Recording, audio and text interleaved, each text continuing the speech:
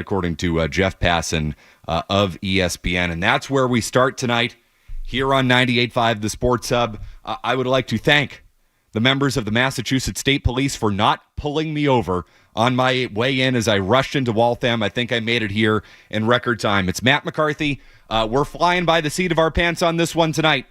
This is a doozy. Jake Seymour producing the program. We'll open up the phone lines to you, 617-779-0985. I believe we're live on YouTube as well. Is that correct, Jake? Thumbs up, thumbs down in the back? That is correct, yes. We are live on YouTube, and we are taking your calls at least until 10 o'clock. That's my understanding. That's where we're at. But it's one of those things, you keep calling, we keep talking. On just an absolutely incredible, unbelievable, stunning night for the Boston Red Sox. Where do we begin? You have every right as a Red Sox fan to be pissed off, to be apoplectic at what this franchise has done, the way they have approached this thing for years now. Years and years and years and years. The franchise that sold Babe Ruth to the Yankees, that traded Mookie Betts to the Dodgers for a bag of balls, now has traded the face of the franchise again in Rafael Devers to the San Francisco Giants in what is undeniably a contract dump. Because I did not mention this, it is the most important detail of this trade. The Giants are taking the full contract. That's it. The Giants are taking the full contract. The return is not good.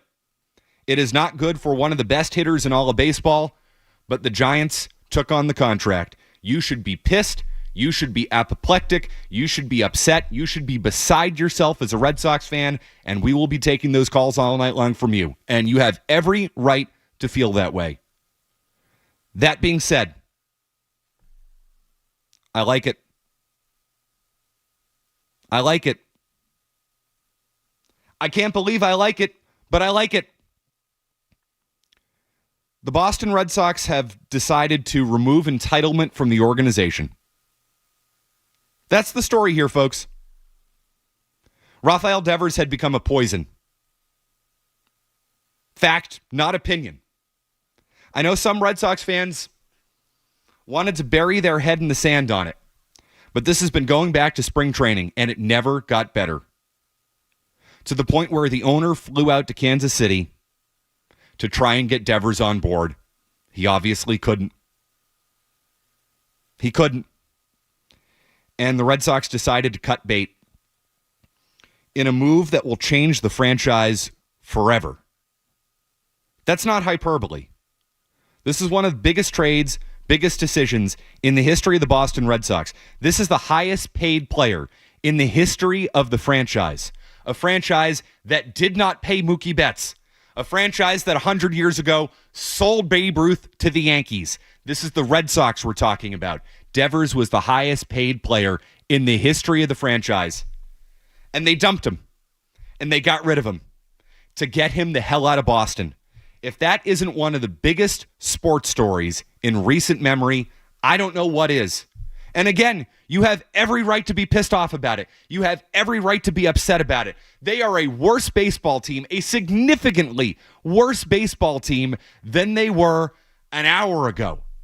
This is a team that finally was starting to play some good baseball. I tweeted it today. I said, hey, Red Sox season, it's back on again. Little did I know that that was a McCarthy kiss of death like you would not possibly, an all-timer on that. And he's gone. He's gone. They kicked him to the curb. They cut out the poison. And that's what Rafael Devers had become. He had become a poison to the franchise, a poison in that clubhouse, and a poison to at least part of the fan base. And no matter what side of this thing you're on, whether you faulted Devers completely or whether you blame the organization, and like all things, it's probably somewhere in the middle, but this has created a divide in Red Sox Nation like I have not experienced in a long time. Trust me, I've been taking calls on it for months. I was on the day in spring training where Devers threw his hissy fit in front of the media, and I've been taking those calls ever since. There are a lot of fans who blame Devers. There are a lot of fans who blame the organization. But what is undeniable tonight is that that situation had become untenable.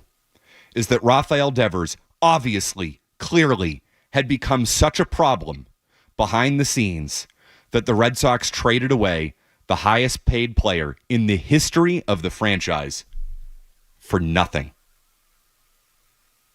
Because that's what this return is. It's nothing. Nothing. So you can hate it. You have every right to hate it. And from a baseball perspective, oh boy, are they screwed this year. Wow, are they porked. Absolutely effed without Rafael Devers in that lineup. There are so many reasons to hate it. I'm sure you do. I'll be taking calls from you all night long as you're angry and pissed off, and I get that and I understand that, and I'm with you. There's a big part of me that's with you. If you don't feel that way as a Red Sox fan tonight, if you're not completely and totally pissed by the way that all of this went down, you're dead. You can't feel anything. You're not alive. Put you in the ground. Your body's cold, and we can't bring you back. If you don't feel some type of anger and disdain for the way the Red Sox have handled their franchise for years, going back to Mookie Betts, because of course it comes back to Mookie Betts. You should feel that way, and don't get me wrong, a big part of me feels that way too tonight. That being said, I like it. Because the biggest problem the Red Sox have is not talent. Now that's their biggest problem. It's culture. We've been talking about it all year long. How can you deny it at this point? It's culture. They just traded their best player for nothing because they felt they had to get him the hell out of town. Culture, culture, culture. And Devers was a massive culture problem. You're not trading him for nothing if he weren't. So for a franchise that is bringing up the future, Roman Anthony, Marcelo Meyer, Christian Campbell, I'm going to guarantee you this as we get more reporting on this in the hours and days ahead. And maybe I'm late on the reporting. I'm sorry. I just got here from Norton, Mass in about 29 minutes. So I should not be able to do that. Once again, thank you for not pulling me over. So maybe, just maybe I've missed something and you let me know. Jake, let me know if I've missed something. Any reporting on this? I guarantee you the reporting over the next day or two is going to be about Devers and his attitude and everything going on. I know Chris Cotillo said he did not request a trade. I believe that. Cotillo is one of the best in the business. But the way he carried himself like he wanted a trade. He didn't rule it out in spring training. So the Red Sox eventually said, oh, you know what, Rafi? You don't want to play the field. You want to be a crybaby, and you want to poison the well as we're bringing up young player after young player after young player, and you're going to affect them negatively with your attitude. Tell you what, we are going to trade you. This is a ballsy move. It's a ballsy move. You probably hate it. I understand if you do. But I'll give the Red Sox credit for this at least. On a night where they trade their best player for nothing, I can't believe I just said I'll give the Red Sox credit for something. This took balls. Took guts. Took cojones. However you want to put it, this took balls because they obviously feel that guy's a problem. And they got rid of him for nothing because he was that big of a problem. That's the takeaway. That's the story. How can you feel any differently? How we react to it, that's up to you. Phone line's already full at 617-779-0985. Just don't deny that was the reason the deal got done. You can say, hey, they still should have worked it through, or they should have kept Devers. Culture problem be damned. You want to feel that way? Totally feel that way. Just admit it. We all have to admit it. He was a massive issue. We thought he was a massive issue. We talked about him like he was a massive issue. Turns out he was an even bigger issue than we thought because they just dumped him. They just kicked him to the curb and shipped him 3,000 miles away where they don't ever have to think about him again. That's how they feel about Rafael Devers. How do you feel about it? 617-779-0985. You mad at ownership? You should be. Of course. They traded Mookie Betts for nothing. They traded Rafael Devers for nothing. Xander Bogaerts walks out the door for nothing. You mad at Craig Breslow? Yeah, you should be. Didn't communicate this well to Devers in the offseason. They were pursuing Bregman and Arenado all offseason. You pissed at him? You should be. You pissed at Alex Cora for not doing anything anything at all to make this situation better, instead of just throwing his hands up in the air and saying, hey, this is your problem. You created it. Oh, screw that guy. Screw the manager who you're paying $7.5 million to, who's supposed to fix this stuff, and he didn't because you just traded his ass to San Francisco. Screw him. He's worthless. You can ship him out next. The same way you just shipped out Rafael Devers to change the culture and the future of your franchise. What a night. What a night. Where do we go from here? 617-779-0985. That's my opening thought. Tell you what, Jake, let's hit a quick break. I think the breaks are probably shorter tonight because we'd normally be doing Fox Sports Radio. You think I'm letting some jabroni in Los Angeles who has no idea who Rafael Devers is talking sports on these airwaves tonight? Not a chance. Not a chance. Stay on the line. I see you. We'll take care of you all night long. This is your night, way more than it is mine, because you got to sound off as a Red Sox fan on a night we won't soon forget. One of the most significant, historic, and impactful nights, dare I say, in the history of the franchise. We'll do that next. It's Matt McCarthy here, as long as you want me on the Sports Hub. When life throws you a curveball, trust Catches Law, New England's hometown law firm. With over 4 decades of success and a local team that truly cares, let Catches Law fight for you. Remember, there's no fee unless you win. Visit catcheslaw.com to schedule.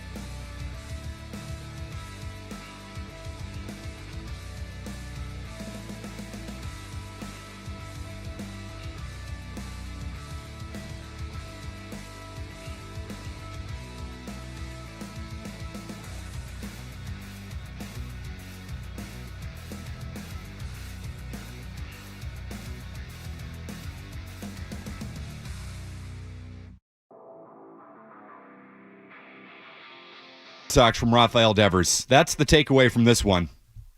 San Francisco takes the full contract. And they move on from a player who was obviously a massive poison in that locker room. 617-779-0985 will take your calls all night long. Just to rehash my opening take, you should hate this. This is an insult to the fans and everything. I get it. I understand it. There's a part of me that hates it too. How can you not when you trade away your best player for nothing? But I'll give the Red Sox credit for this. They recognized that guy was a problem, and they got him the hell out of here. They felt he was not a team player. He obviously was not. They didn't want to bring up young players in this environment, and they got rid of him. For the betterment of Roman Anthony, Marcelo Meyer, and Christian Campbell. For the betterment of that clubhouse, they shipped Rafael Devers across the country. It hurts your baseball team, but it helps your culture, which has been the number one problem for the Red Sox this year. All right, to you, early and often, sound off tonight. It's McCarthy hanging out until 10, I think, at least. I don't know. Whatever we got, we're going. Alex and Revere. Alex, first up tonight. Jake, I think we might need to pot up the call screener or the caller on the board there. Alex, you have us? Yeah. We got you. Yeah, can you hear me? We got you, man. Can you hear me? I got you. Okay. Listen, first-time caller, by the way. Listen, I kind of think that, the trade is going to work out well for the Sox. I know you're missing a bat, but I think that there's probably more moves in the works right now that we're not seeing or thinking about. I know we're angry about about Devers leaving. He's a Yankee killer for sure. Yeah, and I'm going to let you go on that, Alex, because we have a lot of people on the line, so I'm going to have to go through quickly through all of you. Yeah, the Red Sox will be better in 3 years because of this move. 5 years because of this move. Yes, not now. Not now. And to do it as you are finally gaining traction, as the team is finally playing some of their best baseball of the year and you're feeling good about it and you're coming off your best weekend of the year and you ship the guy out, what a message that sends to the fan base. What a message it sends. They obviously have some level of conviction in it because that takes a level of balls that I don't think, I'll be honest, I did not think the Red Sox had the balls to do this type of thing. I didn't. But, it hurts them. No doubt about it. It hurts them in the moment. But it helps the culture, which is why I'm in favor of it. How about George in Connecticut? George. Hey, how you doing? How you doing, George? I'm doing good. Just coming back from the game. Definitely in shock when I heard the news. I guess I feel lucky to see Devers' last game there. I love him. Yeah, the culture definitely is affected. I don't like his attitude. I love his bat.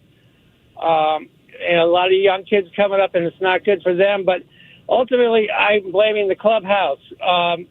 In core, I'm not a huge fan of his moves. He had to get some respect from Devers, and I just didn't see it, so I don't know. I mean, I guess it had to happen. The Cora thing is super interesting in this, George, because I bet you he's not on board with this. Make no mistake about it. This is an ownership-level decision. John Henry put the hit out on Rafael Devers. This goes back to Kansas City, where Henry got on a flight, flew to Kansas City to call Devers into the principal's office over his comments about Breslow and first base and all of that. John Henry, as I said at the time, had every right to be pissed off at Rafael Devers. He made him the highest paid player in the history of the franchise. And Devers has been whining and complaining all season long, has been refusing to help the team by going back into the field when the team had unforeseeable circumstances, which was Tristan Casas suffering a catastrophic knee injury. Not a Tristan Casas injury where he misses some time, a catastrophic knee injury that might change the trajectory of his career. And then Alex Bregman getting hurt for an extended period of time. And Devers refused to help the team out, to go into the field, to pick up a glove, to just try. That's all they asked him to do. Try to play first base. Maybe Devers couldn't have done it. We don't know that. I don't know because he never picked up a glove and tried because he refused to try because he was a baby. He was a crybaby and a petulant child. And the owner had to fly to Kansas City to sit him down and try and slap him around a bit and talk some sense into him.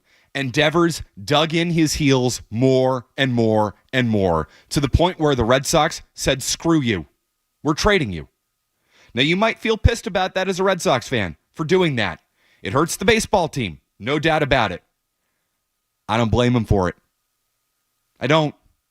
I blame him for the way they approached it in spring training. Yeah, absolutely. But at this point, this thing was untenable, folks. It was untenable. Do you want to bring up these kids with the clubhouse poison, Rafael Devers in there, ruining everything for them, teaching them how to be a big leaguer? These kids looking up to Rafael Devers and the child that he is, the chubby-faced little fat child that he is, refuses to go out and play the field. Can't have it. If those kids are the future, which the Red Sox have been telling us for years, that has been the commitment, that has been everything they've been trying to do for years. It's about Anthony. It's about Meyer. Now it's about Campbell, who's burst onto the scene. They are putting their money where their mouth is when it comes to this. You want those kids coming up in this environment? I don't. Anthony in Waltham. Anthony. Hi, Matt. Does Devers going to look at himself in the mirror and realize that the reason why they went and got Bregman is because he sucks so bad at third? No, he couldn't do it. He's a team employee. And also, I was in Kansas City. I was out at that game that day. He didn't speak to one person in batting practice. Not one person. He's a loser. He's a poison. But he's their best player. They just traded away their best player. One of the best hitters in baseball for nothing at all, except the opportunity to start fresh and start anew. That's what it is. This trade's a clean break from Devers. You hate it as a baseball fan, but I understand it. I do. Justin in Shrewsbury. Justin. If you're going to trade away your best player 18 months after you giving him a 10-year contract, at least try to get an elite pitching prospect. But no, they can't do that because they're incompetent ownership. Spineless move to do it before they go on a road trip for a week. When they come back from the road trip, Fenway should be empty. But Justin, it's not a spineless move. They just traded their best player in a move the fans are all going to hate. You call that spineless? No, that actually takes some balls. That takes some guts. They might be crazy. They might be stupid. You can call them that. You want to call in and say the Red Sox are stupid and dumb and arrogant and ignorant. You want to call them any name in the book tonight? You can call them any name in the book. Don't call them spineless. This took balls. I'm sorry, it did. Dominic in the truck. Dominic. Hey, Matt, first-time caller. Like the trade because he's a cancer to the team, but do we just tie a bow to the season? We just won 5 games in a row, swept the Yankees. Do we see a Story trade, a Duran trade, a Chapman trade? Are we sellers at the deadline and just, wrap a bow on the 2025 season here? Dominic, it's a great point. Is somebody next? Mike Vrabel said it. We'll cross sports tonight. Mike Vrabel said it. We will remove entitlement from the organization. That's what this move is today for the Red Sox. At the cost of, obviously, their best player. Patriots don't have any good players. So, you want to cut a bunch of bums who are petulant and are problems in the clubhouse and are poisons? Fine, whatever. You want to do that? No. The Red Sox just traded an historically good bat in the history of the franchise for nothing. Nothing. You can be pissed about the return. Yeah. Oh, the return's not good. That being said, the Red Sox had no leverage. None. Zero. If you're trading Rafael Devers, you're not getting 100 cents on the dollar. It's not happening. They might not have even gotten 50. So you want to say that Breslow didn't get enough when it comes to pitching prospects? Yeah, that's a fair criticism. No doubt about it. No doubt about it. That was the fairest criticism of the Mookie Betts trade from a baseball perspective. The Mookie Betts trade is still indefensible because he was not a problem in the clubhouse. Far from it. Mookie Betts is the type of person you want to build your franchise around. So it's easy to draw the comparisons because it's a franchise-altering decision. It is a move that offends and insults the fan base, and it kicks you in the balls like that. Yes, those things are the same. But Devers and Mookie Betts are not the same. They're not the same people. They're not the same teammates. They're not the same clubhouse presences. Mookie Betts would play anywhere you want him to. Anywhere. Because he does it for the Dodgers.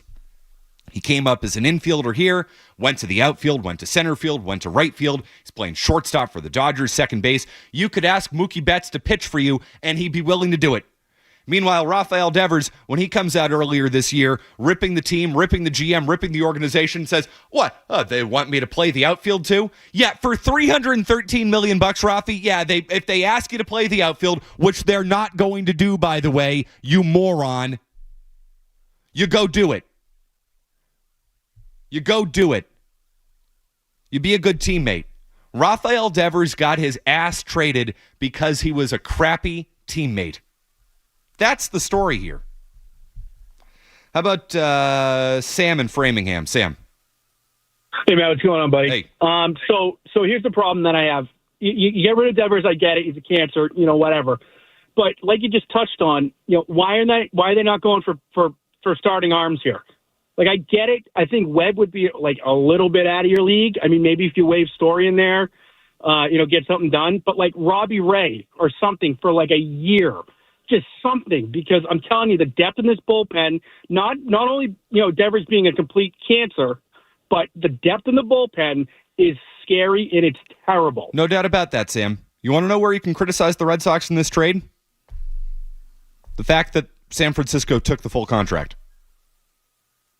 You could have gotten more for Rafael Devers if you ate some of the deal. But I think things got so untenable over there. I think their disdain and their distaste for Rafael Devers, the person, the clubhouse presence, said, we don't want to write this guy a check anymore. Screw him. Double birds in the air. That's what happened in this relationship. And the Red Sox certainly have a lot of blame in that. But Devers has bigger blame. He does. Because he was a child. Complete child. How about Shukri in Philly? Shukri. What's up, man? How are you doing tonight? How you doing, Shukri? I'm chilling, man. I'm actually just still trying to process what on earth just happened. Like 7:00, I'm getting ready to watch the Giants and Dodgers or Sunday Night Baseball, and all of a sudden, passing bomb comes across my Twitter timeline, and next thing you know, Rafael Devers gets traded, and I'm just saying to myself, like, wait, this has got to be fake. It's kind of like the Luka Doncic trade that happened earlier this year. But I read it again, and I'm saying to myself, listen, so you trade him away for a return that, yes, I get the whole dynamic of him not being a team player and all, but this is by far got to be one of the most shocking trades that I could remember in quite some time. Yes, even more in the history of the franchise, Shukri, and I got to let you go on that. In the history of the franchise, it's that big a deal. And yeah, the return sucks.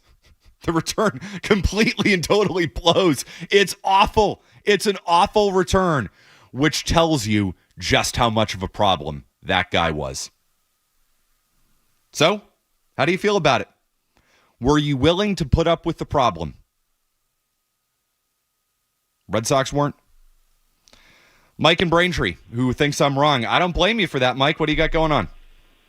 Oh, man, you're so much better than this. They do not get credit for dumping a $300 million contract. They have an excuse now to dump this money. They are not going to lose any money at the gate. It's going to be overrun by visiting fans again. And yes, Rafael Devers is a terrible person. Well, I shouldn't say that. He's a terrible teammate. He's got bad character, yes, but they don't get credit. This owner does not get credit for dumping $300 million. They've been building for 7 years. This is bananas. John Henry's not the first guy I blame in all of this. You want to know why this started? Because John Henry paid Alex Bregman. John Henry did pay Rafael Devers. The criticism is not retaining more money in the deal to get more for Devers. That's where you can be pissed off. I'm totally with you on that. Do you blame John Henry for being mad at Rafael Devers for the way that Rafael Devers carried himself this year? I don't. But I'm going to get this call all night long. I know. Ian in New Hampshire. Ian. Hey there. Yeah, this is 100% John Henry's fault for not deciding to spend money on, firstly, Mookie Betts or Xander Bogaerts, and that's why he finds himself in this position, having to dump Devers' salaries. This is 100% John Henry's fault. Okay, so the Betts and the Bogaerts things are inexcusable. And not that you wanted to pay Bogaerts $280 million, but you could have had him for $160. and you chose not to because you screwed that up. And right. I mean, that, yes, of course. And the Mookie Betts thing is the second most indefensible move in the history of the franchise, outside of selling Babe Ruth to the Yankees, baseball's original sin. I don't put this in that category. I just don't. I mean, it's a massive trade. It's one of the biggest trades in the history of the franchise, but I don't blame John Henry for not wanting Rafael Devers on his baseball team anymore. I don't. Would you want that guy? The way he's carrying himself? I blame him for not retaining more of the money so you could get more for Devers. That's for sure. 617-779-0985. I see on the phone lines. We'll take care of you all night long. We'll follow up on some of the reporting and everything going on. It's a stunning night. It's a stunning, stunning night to be a Red Sox fan, and you have every right to be pissed off. The baseball team is so much worse. So much worse. But what a story. Devers was that much of a problem that they dumped him for nothing. Absolutely nothing. That's how much of a pain in the ass, a hemorrhoid, that guy had become. A clubhouse poison. Rafael Devers, clubhouse poison, shipped to San Francisco. We continue. It's McCarthy here as long as we need on the Sports Hub. More Matt McCarthy on the way on the Sports Hub. Hey, it's Zoe, and if you've got mold or funky odors creeping around your home or office, don't mess around. Call my guys at Green Home Solutions. They'll restore your air quality safely, and that means healthier air for your kids, your pets, and grandma too. Visit greenhomesolutions.com/Boston to book your free consultation today and tell them Zoe sent you.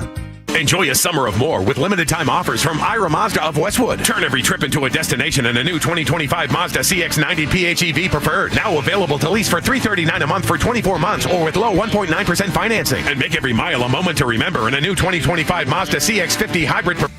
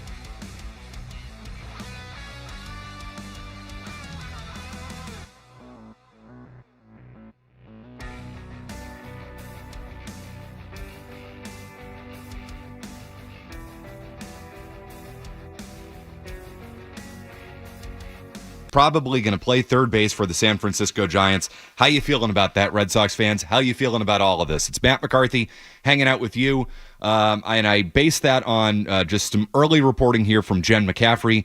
Devers quenches a long-standing thirst for the Giants to acquire a star impact hitter, and he fills an immediate need at third base in the absence of five-time Gold Glove winner Matt Chapman, who went on the IL last week. He's supposed to be out until the All-Star break, so Devers probably going to go play third there, and then they'll figure it out, and I guarantee you he'll be totally fine with it because he dug in his heels here, and he was a child.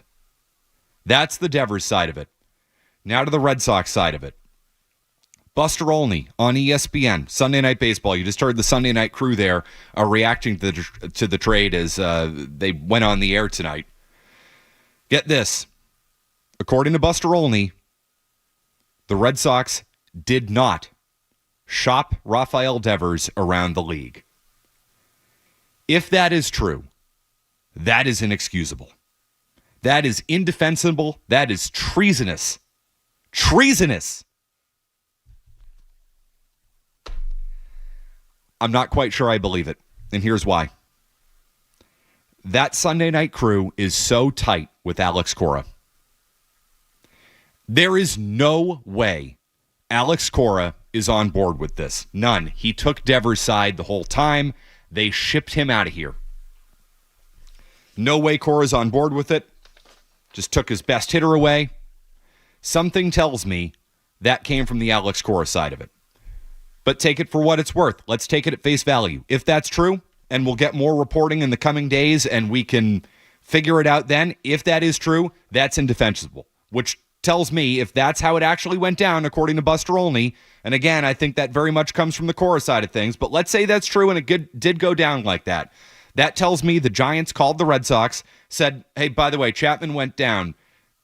Any chance Devers is available? And the Red Sox said, well, I mean, if you take the full contract, sure. And the Giants said, okay.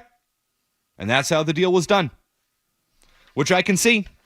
I can definitely see because that is the thing you can criticize the most, the Red Sox for the most on this, is the fact that they didn't get as good a return because the Giants took the full contract. The Red Sox wanted a clean break from Devers. He was a pain in the ass. He was a clubhouse poison, and they just wanted to wash their hands with him, which, according to Peter Abraham, is exactly what they did. Per Red Sox sources, again, according to Peter Abraham, the team's feeling was that a $313.5 million contract comes with responsibilities to do what is right for the team, and that Devers did not live up to those responsibilities. They had enough, and they traded him. Now the question is, do you blame him for that? Do you blame them for having enough of Rafael Devers' stuff, his BS, his crap, his crybaby act? I don't blame him for it. I don't. You needed to change the culture. The culture was the biggest problem with this team. And the biggest way to change the culture actually wasn't even removing the manager. It was removing the large presence of Rafael Devers from that clubhouse. 617-779-0985. Let's go to Aaron in the car. What's up, Aaron? Hey, McCarthy. How you doing? How you doing? So I'm with you right now. Like, they just got rid of the best player on the team. But at the same time, all everybody is saying, how do we play the kids? How do we play the kids? How do we play the kids? Well, you can play all the kids now every day because worst comes to worst. Roman Anthony's now DH. So let's figure it out. Let's play the kids. We got rid of the pill. Then let's move on. It is what it is. I don't think it's the end-all, be-all here. I don't think it's great, but I think that it might be a move that might prove it out okay. It's Adrian Gonzalez. It's Josh Beckett in 2012. That's what it is. The problem with that is the timing of it. This team was starting to turn it around a little bit. Now, you can make the argument that they didn't believe that the team was going to be able to sustain that because of the problem that Devers was in the clubhouse. It's obvious he was a problem in the clubhouse. So they, again, removed entitlement from the organization. The same way they removed entitlement from the organization when Adrian Gonzalez and Josh Beckett and Carl Crawford and most famously Nick Punto went to Los Angeles in 2012. And they won the World Series the next year. Now, I'm not saying that's going to happen because they caught lightning in a bottle and all of that. But one of the reasons the Red Sox did that in 2012 is they knew they had a group of young players coming up who were going to be the face of the franchise moving forward. Those players were a little farther off than this group right now. But Bogaerts was a year away. Betts was a year and a half away. You have the core of the 2018 team. Bradley, Vasquez. They hadn't drafted Benintendi yet. Matt Barnes, Brandon Workman. The guys who came up in that era, they felt really good about. The Red Sox had the top-ranked farm system in baseball at that time. And they wanted to get those guys out of the clubhouse, and they had an opportunity to do so. Now, they did that in the Bobby Valentine year where the season was already over. This season is not over. That's the thing you should be most upset about as a Red Sox fan, is that this season is not over. And, well, maybe now it is. Because you just traded away your best player who is raking. One of the best hitters in the American League. He's not Aaron Judge, but he's pretty darn good. And he's gone. All because he couldn't check his ego at the door. And the Red Sox had enough. They had enough. And I'm okay with them having enough. Jack in Burlington. Hey, Jack. Hey, how you doing? How you doing? First-time caller, fellow Ithaca Bomber. Go Bombers. Yes, sir. Here's basically where I stand on this. I have always viewed the Red Sox in the elite organization tier with the Yankees and the Dodgers. I don't know how you can justify them being some elite franchise anymore when they've lost two likely Hall of Famers for peanuts in 5 years. Yeah, I mean, Jack, it's hard to defend. You can't defend it. It's impossible to defend. Yeah, they've mismanaged things left and right. Yes. The Mookie Betts thing should haunt them forever, the same way that Babe Ruth haunted them for 9 decades. Mookie Betts should haunt them for the next 9 decades. I'm going to tell you, as big as this one is, I'm not convinced it'll haunt them. I'm not. Now, they need to make the next move. You need to replace Rafael Devers. Vladimir Guerrero Jr. is not going to be a free agent this offseason. Kyle Tucker is. He's pretty darn good. So they do need to put their money where their mouth is. And they can't do it overnight, which is the problem. Because you have every right as a Red Sox fan to say, why are you punting on 2025? Yes, that pisses me off more than just about anything as part of this. This is a year where they were supposed to compete. It's easier to make the playoffs now in baseball than ever before. They haven't been in the playoffs since 2021, and you just traded your best player away for nothing. Yeah. Oh, no, that crawls up my ass. From a baseball perspective, that crawls up my ass, and it should upset you. You should be apoplectic as a Red Sox fan as a result of that. No doubt about it. But now they need to put their money where their mouth is. You want to be pissed off at ownership? I'm not going to tell you not to be. I'm actually kind of not tonight. Which, again, if you know me, I mean, it's not like I've made a living defending the Red Sox, folks. Far from it, in fact. I am the guy who kicked them out of town in 2021, 3 games into the season. I don't carry the water for the team. I call them as I see them. And I don't think this is as bad as some fans want to make it out to be. But it will be as bad if the Red Sox don't go out and hand hundreds of $1 million to somebody like Kyle Tucker to eventually replace Rafael Devers' production. Guys like that don't grow on trees. And you got to pay him.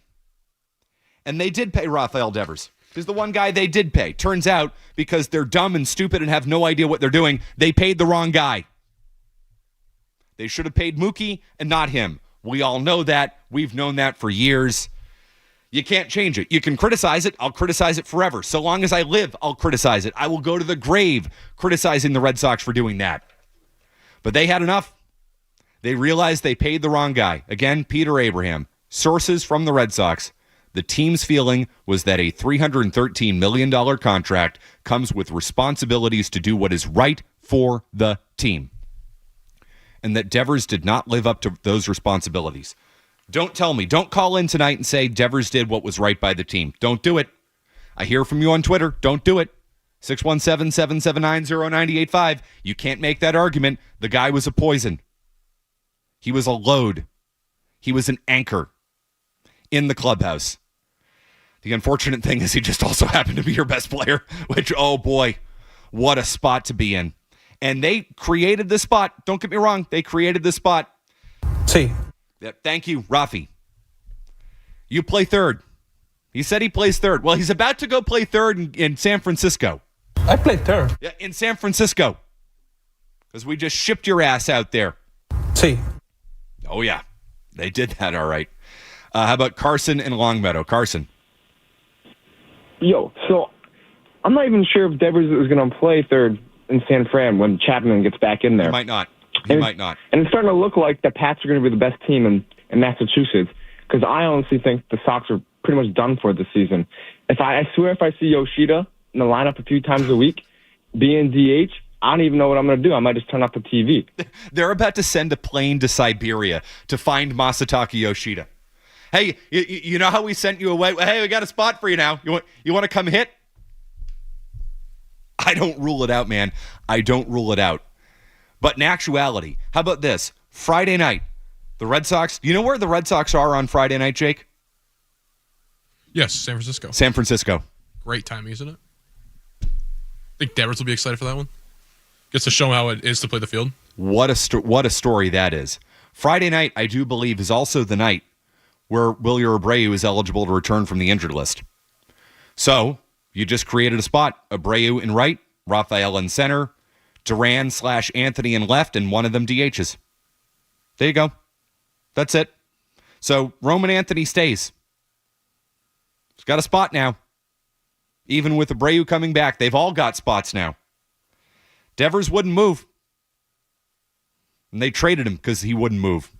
You got a problem with it as a Red Sox fan? 617-779-0985. You've been on hold for 30 minutes. I'm sorry, I don't know your name, but welcome.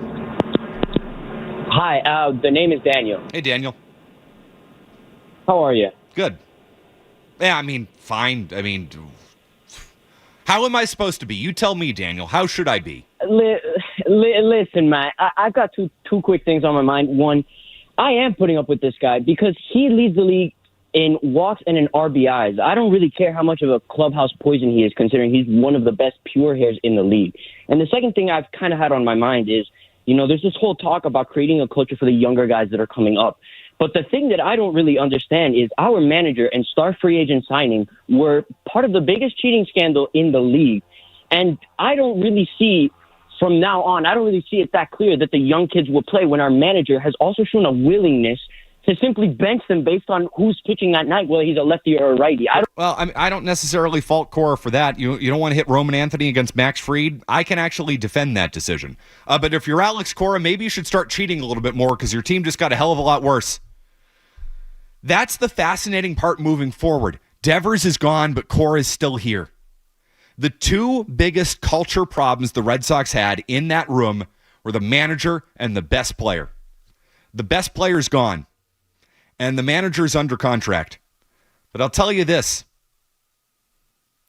I'm not so sure Cora is as safe as I thought he was. I mean, if they can trade Devers, anything is possible, right? Maybe the one thing that saves Cora is the fact that they owe him money and they can't get out of that, and they got out of the Devers thing. They got out of every last cent of it, which is why they made this trade to San Francisco. According to Buster Olney, did not shop him around the league. And if that's true, it's because the Red Sox got everything they possibly wanted. And that is consistent with the Mookie Betts trade, where they used David Price, or they used Mookie Betts in part as a pawn to get out of David Price's contract. So that is consistent with ownership. I will say that. And that, if true, is indefensible. Indefensible. But I can defend getting rid of the clubhouse poison in Rafael Devers. I can defend that. Do you? 617-779-0985. Couple open phone lines. Grab them right now. It's a good opportunity to jump on. They've been hard to come by tonight. Quick break. Right back with you. It's Matt McCarthy. Rafael Devers traded to San Francisco for, well, a bag of balls. That's what it is. We continue next. The roster is beautiful. It's organized. It's great. Stay tuned for more Matt McCarthy on the Sports Hub. At CertaPro Painters, we know that a happy place comes in many colors, like ones that inspire a sense of wonder, or a new flavor that makes life just a little bit sweeter, or one to celebrate those moments that lift you to new heights. With thousands of 5-star reviews, you can trust us to bring happiness home. CertaPro Painters. That's painting happy. Each CertaPro Painters business is independently owned and operated. Contractor license and registration information is available at CertaPro.com. Here's a message from your friends at Warrendale Appliance in Waltham. Don't miss the ball! On the biggest sale in Warrendale's history. And all June long, you'll get historically low savings on every single mattress and appliance in the store. Plus, get free removal. Healthier Tire Studios. WBZ FM and HD1.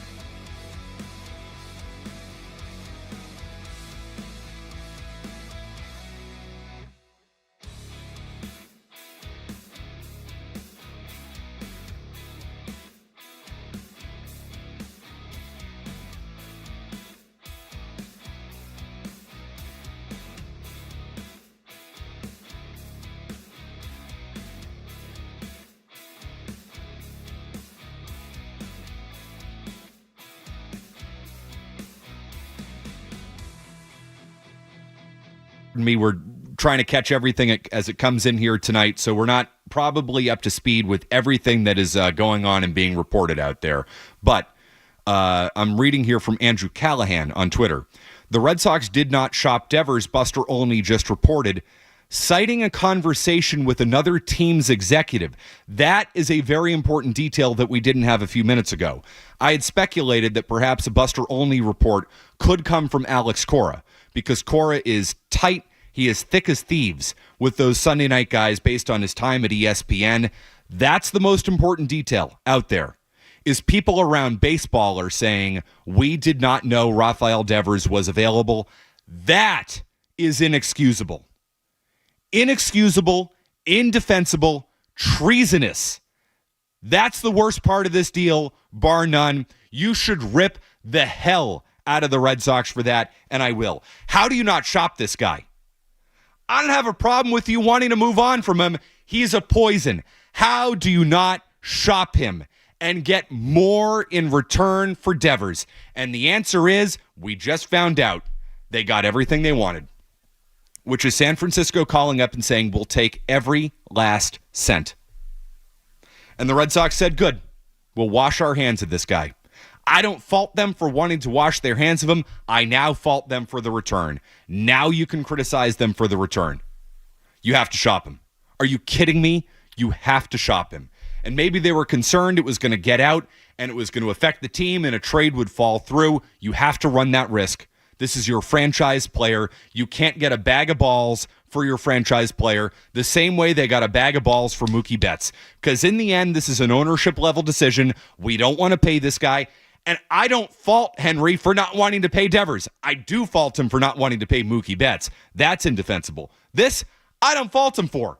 The guy's a pain in the ass. He's a giant, massive hemorrhoid who eats a whole bunch of ice cream and won't get his fat ass in the field.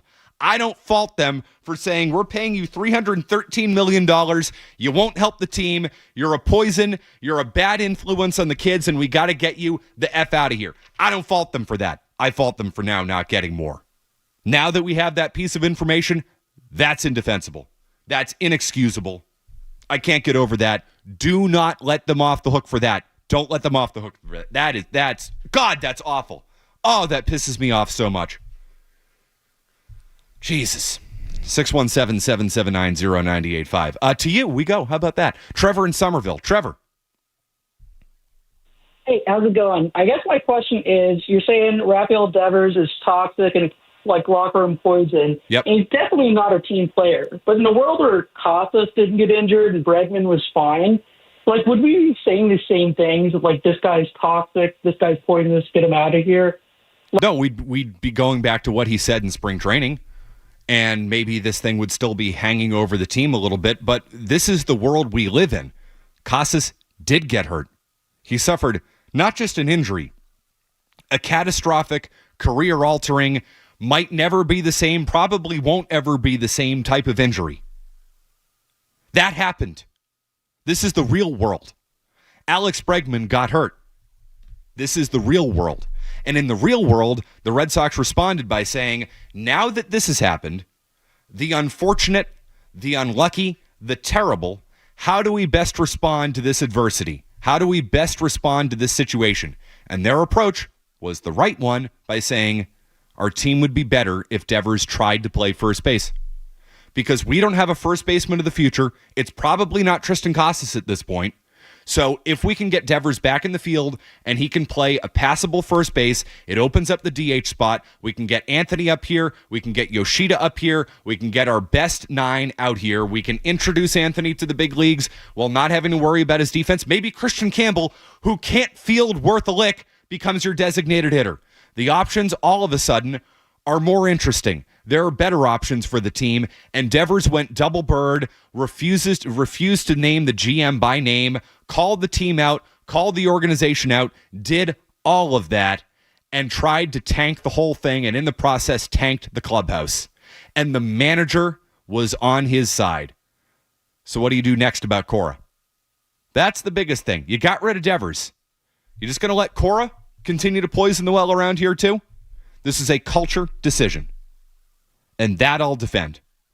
But I don't defend the way they went about it. That's awful. That's terrible. I mean, even going back to the spring training with Bregman, he comes in and it obviously wasn't communicated to Devers. At this point, it's pretty evident that was the case. And that, from the get-go, this whole plan was blown up right at spring training before they even got down to Florida and started practicing baseball. They screwed that up. Yes, they screwed that up. They knew Devers was going to be pissed, which is why they were afraid to talk about him this offseason.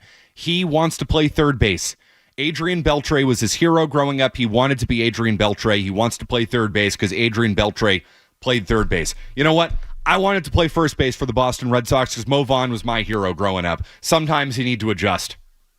Devers couldn't play the position. He wasn't very good at it. The Red Sox made the right decision by going out and signing Alex Bregman. He made them a better baseball team. But they approached it the wrong way with the player. And the player got pissed, and he had a right to be pissed about the way they approached him and the way they handled it. They should have been up front right away. Rafi, we're going to try and sign Bregman. If we don't sign Bregman, we're going to trade for Arenado. The whole world knew they were trying to do it, and they kept blowing smoke up his ass and saying, no, it's just reports, just rumors. Oh, Bregman, maybe he could play second base. Well, they signed him. They wanted him to play third base, which was the right thing for the team, mind you. And Devers couldn't handle that because in the end, he's a selfish, petulant child who was unwilling to do anything for the team. The team was better because they put Alex Bregman at third base. The team would have been better when Costas got hurt if Devers went to first base, and he said no. Flat out, no. Won't do it, and it's your fault, and I won't do anything for you. So they said, okay, well, we won't do anything for you either because you're going to San Francisco. Tony in Danvers. Hey, Tony. Hey, McCarthy. Love you, man. Appreciate you coming on during this breaking news hour. I'm a hero. I agree. Thank you, Tony. Yeah, you are a hero. I just wanted to say that I think this is like a addition by subtraction. Get rid of Devers, setting a bad example for these kids coming up, and it's a extra roster spot for one of these kids, especially when Bregman comes back. Third base is open right now, but when Bregman comes back, it's going to be filled. Yeah, it's. I understand what you're saying, Tony, and I agree. Like, I mean, put a gun to my head, and do I like it or do I dislike it? I like the trade. I like it because, most importantly, you got Devers out of here, and I think the franchise had gotten to a point where they needed to do something so drastic. This is drastic, all right. So, addition by subtraction in the clubhouse, yeah, no doubt. He's irreplaceable on the field. They don't have anybody who's going to do that. Not for a long time. So, again, you better put your money where your mouth is, and you better go sign Kyle Tucker this offseason or do something like that. And if you say, McCarthy, I don't trust the Red Sox to do that, I don't fault you for not trusting them. But they better. They better. You need to replace Devers at some point. And the problem is you cannot replace him now. And expecting Roman Anthony, Christian Campbell, and Marcelo Meyer to replace him, that's unfair. Not only is it stupid, it's unfair to the kids. Talk about putting even more pressure on these kids. Because one of the many messages that the Red Sox are sending with this trade is, it's your team now. It's Roman Anthony's team. It's Marcelo Meyer's team. It's Christian Campbell's team in that sense. Bregman's the leader. This does open things up for Bregman to have even more influence in that clubhouse. That's a good thing, not a bad thing. Hopefully it opens up more influence for new guys like Garrett Crochet because Devers was the holdover. Devers was the franchise. You just traded the face of your franchise for nothing because that's how bad it had gotten. But don't ignore the fact that you just traded the face of the franchise, for the love of God, and your best player. I mean, you don't replace that. And the team in the interim takes a massive blow that they probably cannot recover from. And that, as a Red Sox fan, that's a real kick in the balls. How do you look at this thing? How do you feel good about tuning in to watch the Red Sox tomorrow? Or when do they open up? Tomorrow or Tuesday out west? Either way. We got a 9-game West Coast road trip. Tomorrow, 9:40. Tomorrow, 9:40. The Red Sox are flying as we speak. Is Devers on the plane? No, so he got pulled off the bus at Fenway. Their Channel 5 has video of this. It's on their Twitter page. Okay. I sent you an email if you want to take a look. I was going to play it for the audience, for the radio, but it's not very good radio audio. Yep. So if you go, just search it up on Twitter. Okay. We'll find it there. 617-779-0985. Ray and Dedham. Hey, Ray. Hey, Matt. Great show. I want to piggyback off what you said about an hour ago about the Red Sox with Devers. Their eyes probably lit up when San Francisco said that they would take his whole contract on. And they didn't care what they got back in return. It was all about the money. Yep. It was all about the money, and Devers was a pain in the ass, and they wanted him shipped out. Yep, and that I hate. The money once again got in the way of the baseball. You should have gotten a better return for Rafael Devers. But they were probably so stunned that another team said, yeah, we'll take all $250 million. They rushed to it. They didn't call anybody else, according to Buster Olney, not according to somebody in the Red Sox, according to somebody else. Another team's executive. Red Sox weren't making calls. I hate that. You should hate that too. You can't do that. You can't do that. That's what you should rip John Henry for. Parker in Scituate. Hey, Parker. But they will probably. Hello. Parker, you got to turn your radio down. They're just short. Why do you think the Red Sox didn't target a first baseman in this trade if they know that Casas is hurt? And I'll let you go on that, Parker, because you got the radio on in the background. Money, money, money, money, money, money, money. That's the reason. Money. They didn't care what they got back. Money. Ben in Tampa. Hey, Ben. Hey, McCarthy, thanks for taking the call. Just 2 quick points and hear your thoughts. One, I have no faith in this team to go out this offseason and sign a big-name free agent like Kyle Tucker, just based off this deal and what I've seen over the last 6 years. And 2, at this point, why not just sink our teeth in, trade Story, trade Duran, trade Chapman, buy full into the selling, and just blow it up. Okay, thanks. So that's the next question. Is Jarren Duran next? That's a decision being made a month from now because, I mean, this move was made, 7 weeks away from the trading deadline? I'm sorry, math's not my thing. Trading deadline's July 31st, it's June 15th. You do the math. Big trades like this don't happen this early. And it happened because San Francisco called him up because Chapman got hurt and basically said, hey, you know the French in Monty Python? And they're like, well, hey, why don't we call the Red Sox? They're kind of snickering back and forth. That was the San Francisco Giants front office. No, they said they'll actually trade him. We just have to take the money. We'll take the money. We got the money. We're San Francisco. We're a big market team. Red Sox want him out. They're done with him. Let's make the deal happen. What a night. What a night. Jake, is there anything I'm missing? Any reporting I'm missing? The show's going so fast, and I've got the calls. I mean, is there anything that I need to know? Nothing new right now coming out. I mean, hitting on everything. I think the big thing, though, just to go back to about with the Red Sox is let's just go back to Mookie Betts because they chose to sign Rafael Devers, it seems like, over Mookie Betts. And what did Mookie Betts do this year? Oh, he chose to play other positions for the Dodgers for the best of the team. Oh. And that is not what Rafael Devers did, not what he wanted to do. And now here we are talking about Devers being moved. And it's all a catalyst of them 5 years ago choosing to sign Rafael Devers long-term and not Mookie Betts. Yep, exactly. The Mookie Betts thing remains indefensible. It remains one of the worst decisions the Red Sox have ever made, and you should be as pissed off about that deal as you were 5 years ago tonight. How can you look at it and be okay with it as a Red Sox fan? How does it not keep you up at night? I will take that decision to my grave as a Red Sox fan. It will haunt me and will haunt the Red Sox for the rest of my days and their days, and it should. The Devers thing is just a little bit different, though. It is, because Mookie was a team player. And, maybe we had some questions about whether Mookie wanted to be here. We never really found that out, though, because I don't think the Red Sox ever were interested in paying him. Instead, they paid Devers, and they paid the wrong guy. And that's what it comes back to. Peter Abraham, again, this tweet, Red Sox sources, the team's feeling was that a $313 million contract comes with responsibilities to do what is right for the team, and Devers did not live up to those responsibilities. They had enough, and they traded him. That's the story. They were done with him. We'll say the Red Sox are now making this official on social media. They are tweeting out that the trade went through officially, and Breslow and Kennedy will speak to the media tomorrow via Zoom.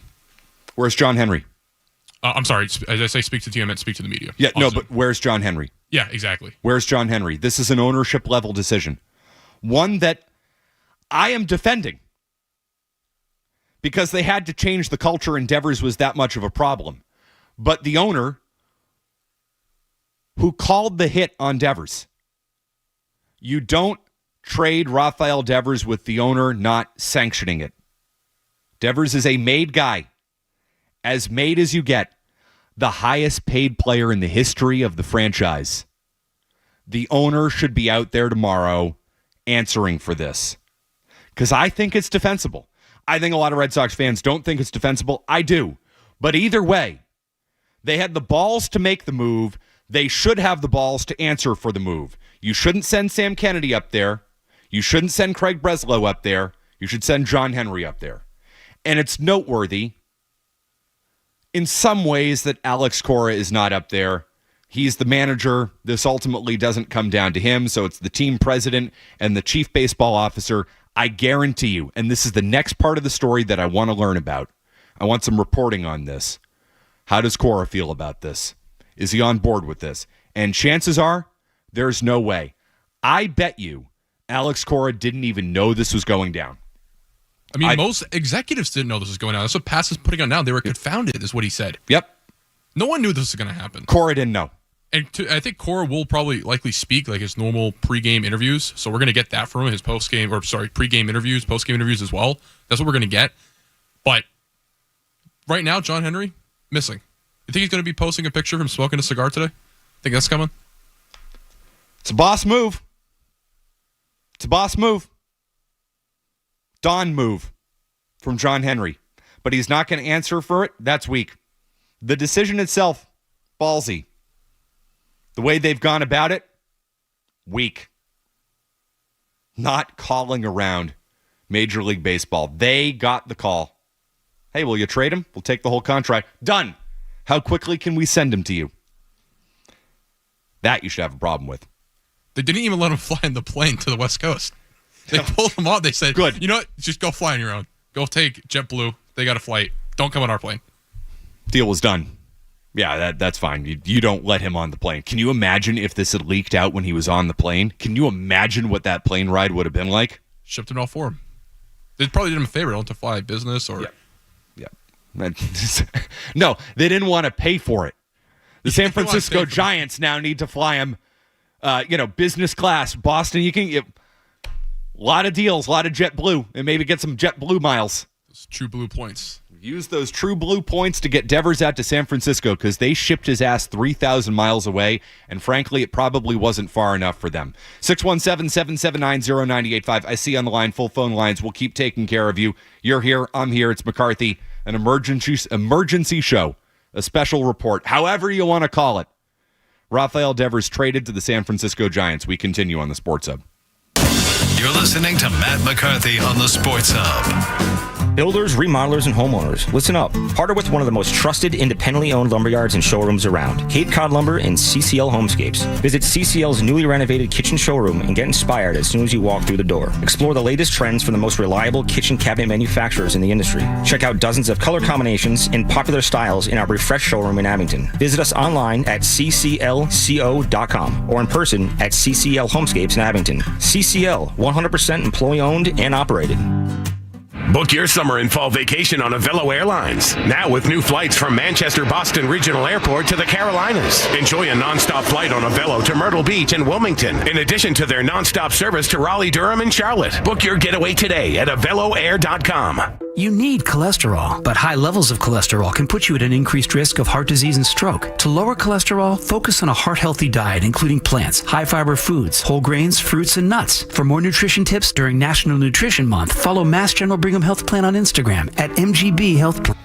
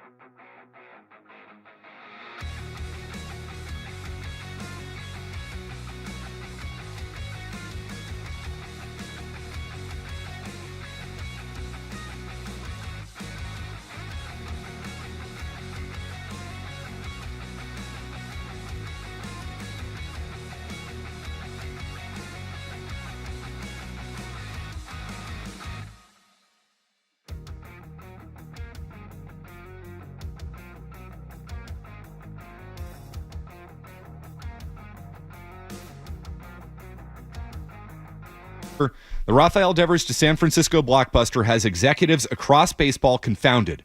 On one hand, the Red Sox got out from a deal every model in baseball has as an underwater and got talent back. Clayton Kershaw would disagree with that, but on the other hand, Passan continues, a team with talent and momentum just traded its best hitter. What's clear? Buster Posey is running the Giants to win and win now. $250 million plus owed to Devers be damned. And 5 years after the Red Sox moved Mookie Betts, Craig Breslow made a deal he knew would be very unpopular because the math said it was a very good one for Boston. As always, Passan sums it up beautifully. Here is Buster Posey in San Francisco, who has done a tremendous job with the Giants, a team that was run by Farhan Zaidi, who was a Chaim Bloom, Craig Breslow type of nerd. Yale, Stanford, wherever he came from, that type of general manager, and they struggled and struggled and struggled. And for years, the Red Sox and the Giants had basically been the same for the last 5 years. They both had one really good year in 2021 where they both went to the playoffs. Red Sox went to the ALCS. Giants won, I think, like 100 games. Something that year, lost an incredible series to the Dodgers in 5 in the divisional round. And other than that, they have been painfully mediocre. And the Giants moved away from the model. They moved away from it. They moved away from the analytics, and they hired a ball player who came in, and in his opening press conference, this will be good audio for us to get this week. Jimmy, I know you're listening. Buster Posey's press conference with the Giants was a steaming dump all over analytics and people like Chaim Bloom and Craig Breslow and the Red Sox model of operation. And here the Giants are trading for Rafael Devers. It's a no-brainer for them. They just have to take on the money. They wanted to pay Aaron Judge a few years ago, couldn't get him. They got Adames this past offseason, but that was $182 million. That's chump change in baseball. For $250 million, they just got the best hitter they've had since Barry Bonds. In a ballpark where Devers is going to start hitting bombs out into McCovey Cove. Which, as an aside, if you haven't been to that ballpark, it's tremendous. You have to go. It's incredible. It's a bucket list item for every baseball fan. Hey, you can go watch Rafael Devers play there, I don't know, on Friday against the Boston Red Sox.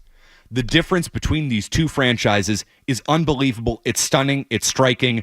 Buster Posey is all in. Is all in on the player.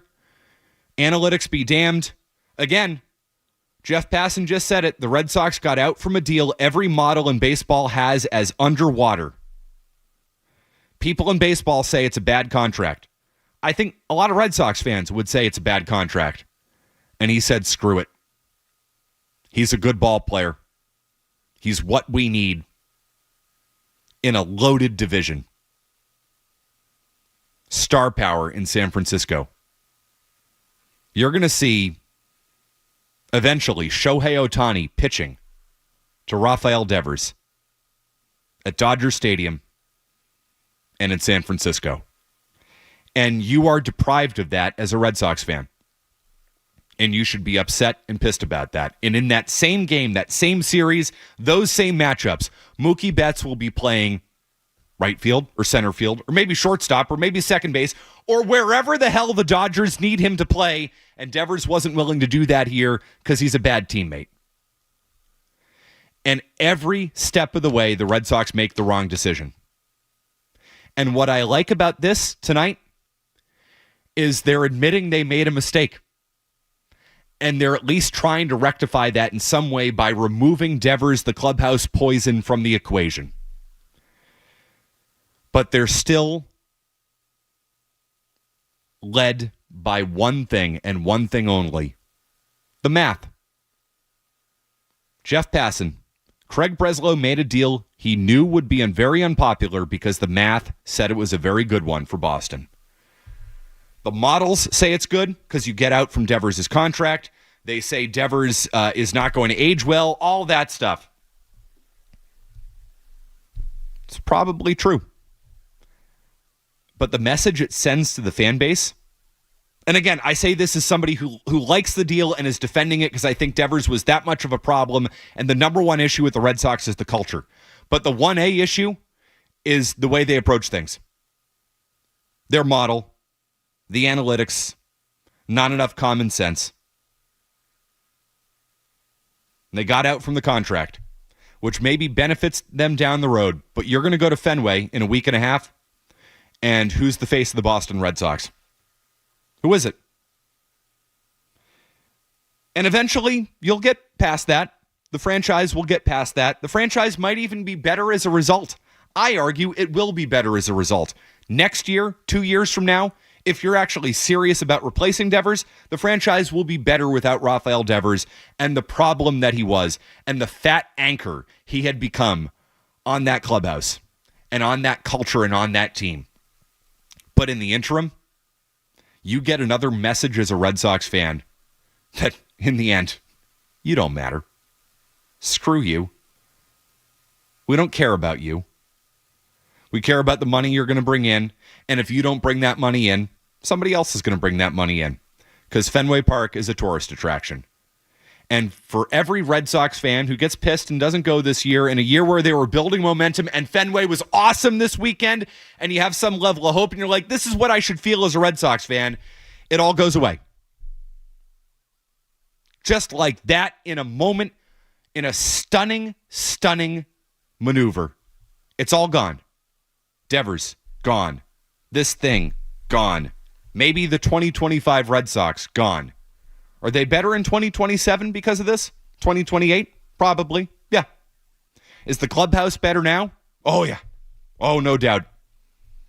Is the lineup better? Not even close. 617-779-0985. How about Dave in California? Dave. Hey, Matt. Long time no talk, brother. Good to have you, Dave. Yeah, so I agree 1,000% with you. Rafi in the clubhouse, obviously wasn't, the ideal citizen. However, to unload him after coming off a sweep off the Yankees and then not shop him, what is Breslow, the new Nico Harrison? I feel like I'm a Dallas Mavericks fan. Like, this is absolutely absurd. It's not Breslow. Blame Henry for that. That's an ownership level thing. Breslow goes to Henry and says, we've got a team that'll take Devers' contract. Henry says, good, get it done. That's it. That's an ownership level thing, too. Not getting more pitching in return, I'll put that on Breslow. Yeah, that's more of a baseball level thing. But it all comes back to the money for the Red Sox. And that you should be pissed off about. David in Boca. What's up, David? How you doing? What's up, McCarthy? I think you said it earlier with regards to the money and John Henry, the Penguins' presumed sale again, as well as Liverpool signing the most expensive transfer in Premier League history. It's basically all but finalized now for $161 million for a kid from Germany. So I'm sure that's a big part of it as well. Yeah, and I'm actually just seeing that. So Jim Louth just texted this to me. Liverpool and the Red Sox, both owned by Fenway Sports Group. One of the teams just agreed to pay a record transfer fee, $150 million, to Florian Wirtz, a big German soccer player. Tremendous. I think young, very young talent. I know the name. I'm a casual soccer guy. That's a big, massive signing for them. The other just traded Rafael Devers for a bag of peanuts.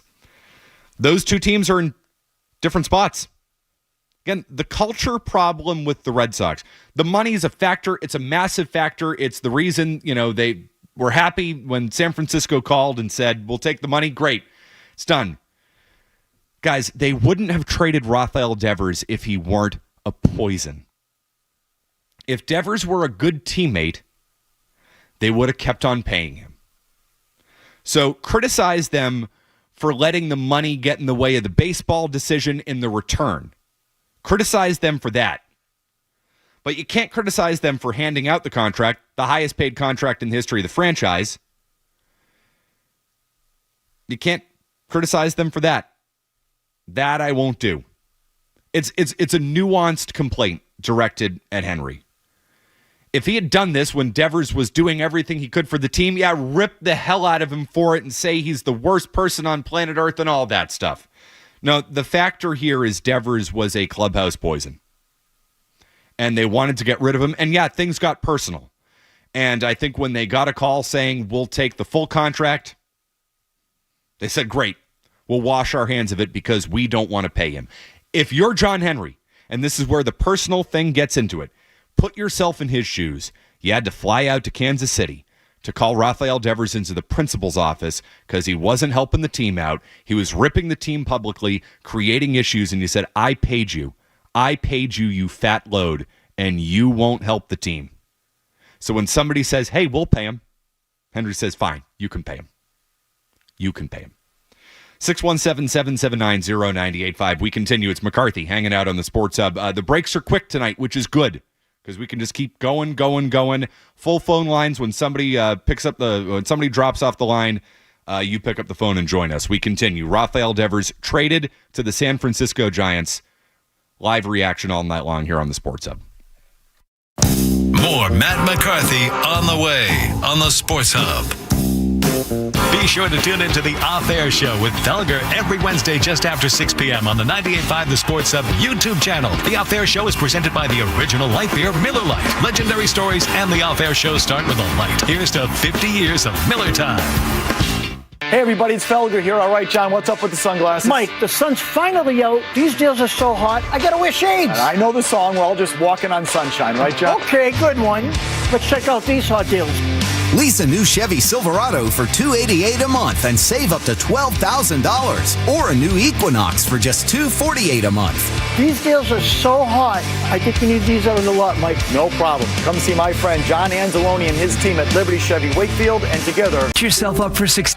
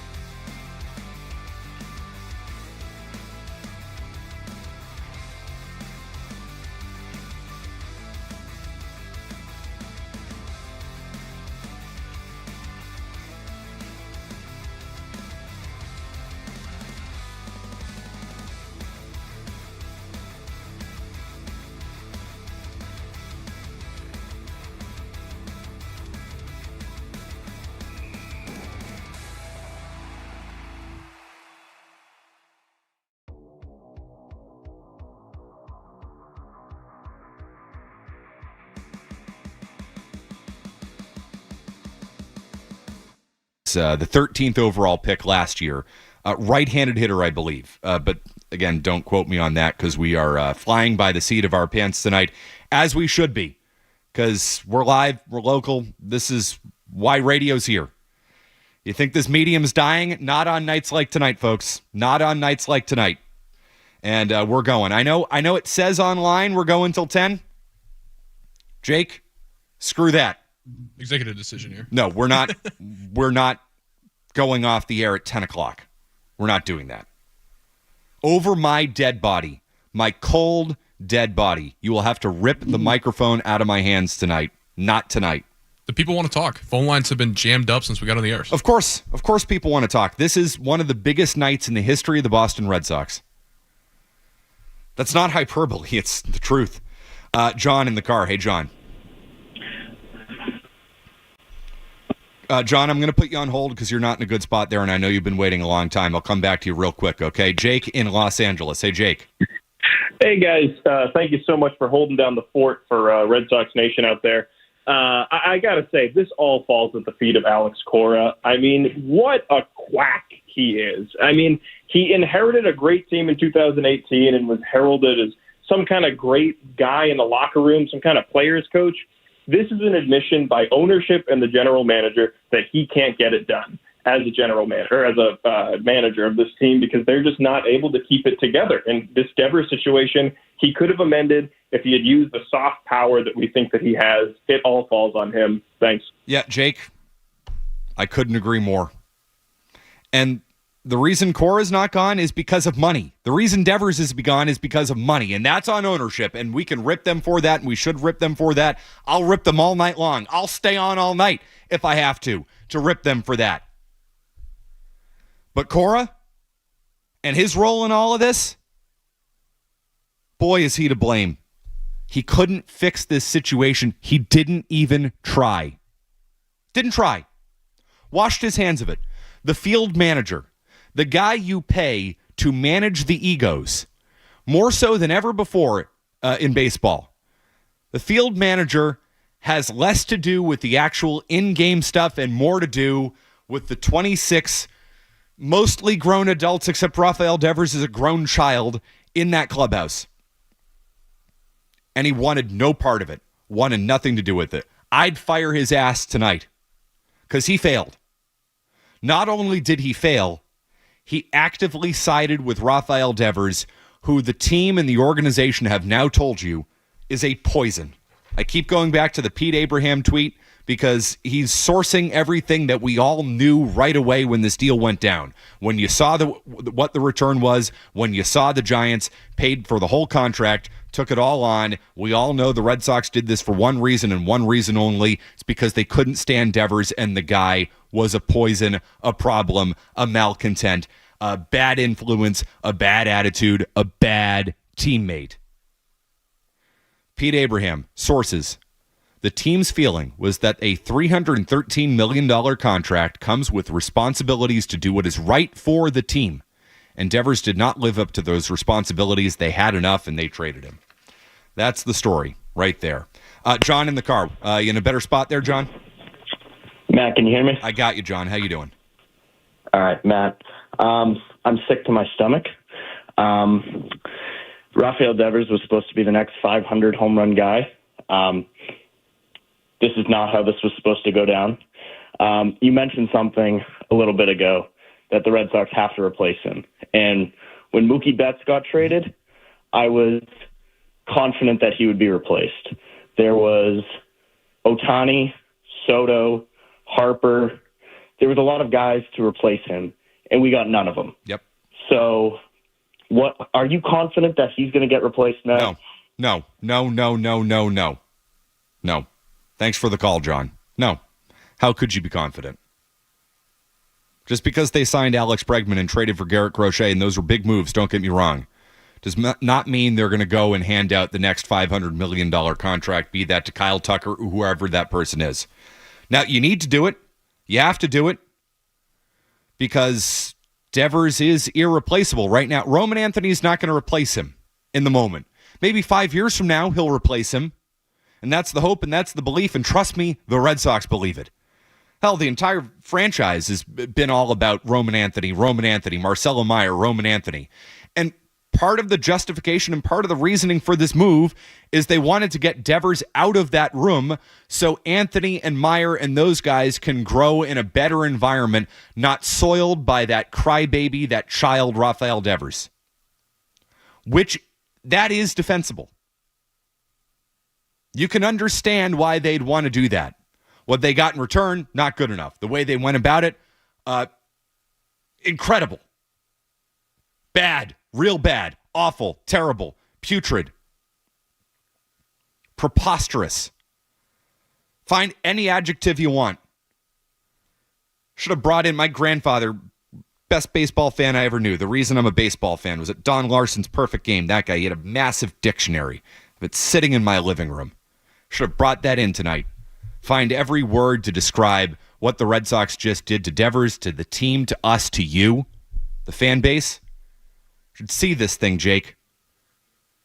About this big for the folks on YouTube. This thing is massive. I don't think there are enough words in there to describe how you should be feeling and how you are feeling tonight as a Red Sox fan, because every single call I get is different. And that's good. A lot of you are pissed off. You should be. A lot of you say, good riddance. I hear you on that too. Trust me, part of me feels that way. This is so complicated. It's so nuanced. There's take after take after take on every way it went down. You can be in favor of the trade, but not in favor of the way they went about it. You can hate the trade. Oh, there's so many things to do. So many angles to get at. I can't wait. I mean, this is going to carry us for a long time, as it should, because it's going to define the franchise for a long, long time. Eric in the car. Hey, Eric. Hey, how's it going? I find it hard to believe that you said they didn't shop him, because I know one team in Queens with their struggling offense and all their pitching that's coming back that probably would have made a move and accepted, him being a pain in the ass for a jump start in their offense. It's a great point, Eric. How do you not call the New York Mets? How do you not call the Yankees? I mean, that's me being half facetious. How do you not call anybody else in baseball? How do you not do that? You clowns.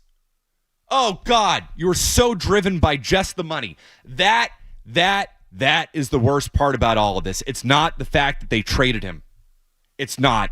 It's the way they went about trading him and the reasoning for the deal, which is San Francisco paid the freight. All of it. They washed their hands of it. Understandably so. I defend them for washing their hands of it. How do you not call anybody else? Because we're getting that reporting. If you're just tuning in, Buster Olney said tonight on Sunday Night Baseball that he heard from another executive around baseball, not associated with the Red Sox, that they didn't shop Devers. So the Giants called. They said, we'll take the money. And the Red Sox said, great, you can take the player. Good luck with him because we can't stand him. 617-779-0985. It's my guy, Alan in Florida. Alan, how you doing? I'm doing all right. You did hit on a very good word, preposterous. And I'll tell you, I thought I've been saying, for years that Mookie Betts was going to set the team back 10 years, and so far it's 5. But the thing is, again, I'm in favor of the trade, just I think like you are, but I'm certainly not in favor of what they got back. I mean, Hicks could make it in Toronto. He's a flamethrower, yep. and he stinks, more or less. He's just like a Giolito, a Beulah. I mean, they might have added to it. By the way, he's on the injury list. They love to get players on the injury sure list. Sure do. And you know what? I'm going to tell you, the cheetah, a.k.a. Alex Cora, you know what? As bad as it is, it goes to show you how stupid the Red Sox are. He outsmarted them. They had a little streak, and they signed him to a nice contract. He could care less now. He's probably laughing all the way to the bank. Yep, he is laughing all the way to the bank, and that's the key there, Alan. That's why Alex Cora is still here, and he shouldn't be. Devers isn't here because he was a pain in the ass and a culture problem, and I defend that. But Cora is a pain in the ass and a culture problem, and he's still here. You know why? Because you can't get somebody to take his contract because they paid him. Morons. Driven by money, nothing more. How can you deny it? Cora should be gone tonight. He should be gone the second they land. Where are they first out west? They first in Seattle? Yes. The second you get into SeaTac, ship them back. Wherever you want. Hey, Alex, one-way ticket. Wherever you want to go. Because you're not managing the team tomorrow night. You, Cora, undeniably has a lot of blame to shoulder in this. You know, if this was a culture decision, it was really about wiping everything clean, wouldn't Cora be on the hot seat? He should be, but he's not. He's not. I don't think he is. Then again, I didn't think Devers is going to get traded. But he's not because they owe him $20 million over the next 3 years. 21 plus million bucks, 22 million bucks. It's June 15th. Don't ask me to prorate it. They owe him a lot of money. They owe Devers a lot of money, and the Giants said, we'll pay him. Red Sox said, great, fantastic. Good luck with him. Have fun. See you later, you pain in the ass. Kevin in Swampscott. Hey, Kevin. Matt, great show. Thanks, Kevin. First of all, the reason why they signed Cora was to keep him away from the Yankees because I think the manager in New York was on his way out the door. So that's the only reason why the Sox signed Cora. The other thing I would say is this. I'm all for this trade because of the young players that are coming up. You don't want somebody like that in the clubhouse. But when, and I ask when, was the last time the Red Sox made a good trade? Garrett Crochet, actually. So let's be fair to them. But I understand the point you're getting to, Kevin. This is a tough pill to swallow if you're a Red Sox fan coming off the Mookie Betts thing, which I think they're in the same category in different categories all at the same time because they made the decision for different reasons. Truly, they didn't want to pay Mookie Betts. That's it. That's why they got rid of him. They did pay Rafael Devers. Now, somebody gave him an out in that, and they happily took it. But the reason they happily took it is because Devers was a pain in the ass. So they were open to the idea, and somebody said, we'll pay him, and they said, great, fantastic, good luck to you. It hurts in some ways the same way because of the message that it sends to the fan base that, we don't really care about you. Screw you. And yeah, that's part of the message they're sending. If you feel that way as a fan tonight, I don't fault you for feeling that way. You should be apoplectic at the way the Red Sox have done things for a long, long time. Yes, you should. But the motivations are slightly different here. So I think we need to, while we're going to talk about them in the same context, we do need to keep in mind that there are some differences there. Let's see, longest order of wait, I think. I don't know. It's one of those nights. Ian in Brighton. Ian. Hi, thanks for taking my call. This is the stupidest trade since Mookie Betts. These guys that they traded for, never heard of them before. It's going to be the same Connor Wong garbage that they got from Mookie Betts. Alex Cora should be fired. He's the culture problem, not Rafael Devers. No, well, and ownership just did a big salary dump. Ian, Rafael Devers was a culture problem. We can all agree with that, right? You might say that Cora's a bigger problem, but let's be honest about this. Devers was a culture problem. Sure, but that's not why you trade him. You get rid of Alex Cora for that. Okay, that is fair. Maybe you fire the manager first before you trade your best player. Yeah, that's the way most teams do it. But for some reason, they love themselves some Alex Cora over there. He's a manipulative guy. We've all talked about it. We're starting to, really, the curtain's starting to be pulled back on Alex Cora just a little bit, and I don't think the folks over there on Jersey Street have quite figured it out. That is apparent. How about Sam in Woburn? Sam. Yeah. Hey, Matt, I want to say, first of all, thank you for being the voice of this whole thing going on. It's absolutely insane. I want to say this. I've been the biggest Red Sox fan since I was 4 years old. My first memory ever is my mom waking me up in 2004 when we won. And my fandom, the love that I have for the team kind of died today a little bit in a way. Mm-hmm. I just want to say that. And the way that Craig is running his organization is insane. I low-key think he's worse than Nico Harrison. I'm not even going to lie. So you're a big Devers guy. Like, that's what I take from this. I'm a big Bregman guy, but I think he might be on the move too. So we'll see that. Yeah, I don't think. Well, Bregman's not going anywhere. At least not until the end of this year when he opts out and he says, "Get me the hell out of here. I'm going to go somewhere else." A little bit more of a serious operation. The question is now, how far do you go? And the next month is going to determine how far you go in this. Is this just the one culture move they make? Because this is a culture move. This is a clubhouse move. And does the team respond and stay afloat and, you're in it and you don't really make any other moves? Or do you start to fall out of it a little bit and they trade Duran and they trade Chapman and they trade whoever they can trade? Duran's the next guy to watch, folks. I'm going to tell you right now, I've been on this for weeks and weeks and weeks and weeks. He's not having a great year. They batted him 6th today. 6th. He's not a part of their future plans. Now, he's under team control for the next 3 years, but they have not extended him. They're not interested in extending him. He's a speed guy. And if you want to change the culture, and this is really through no fault of Jarren Duran's, but I keep hearing about how he's an important guy in that clubhouse and he's a leader and all of those things. Sometimes you have to get rid of the leader if the rest of the thing isn't going on so hot, and even if it's not the leader's fault. And Duran's the next guy to watch. And I'd be on board with it. I would. Because he's not your left fielder of the future, folks. Roman Anthony is the left fielder of the future. And you can get something for Duran. Unlike Rafael Devers, who you could have gotten something for if you didn't make it all about the money. It's not all about the money with Duran. He's owed nothing. You can get something you don't have. You can get a pitcher for Jarren Duran. You can get a right-handed hitter for Jarren Duran. You can actually make a real baseball move with Jarren Duran, and that's the criticism for the Red Sox tonight. It's not that they traded Rafael Devers, which I'm okay with. It's what they got for him and why they got what they got for him. What they got for him was nothing.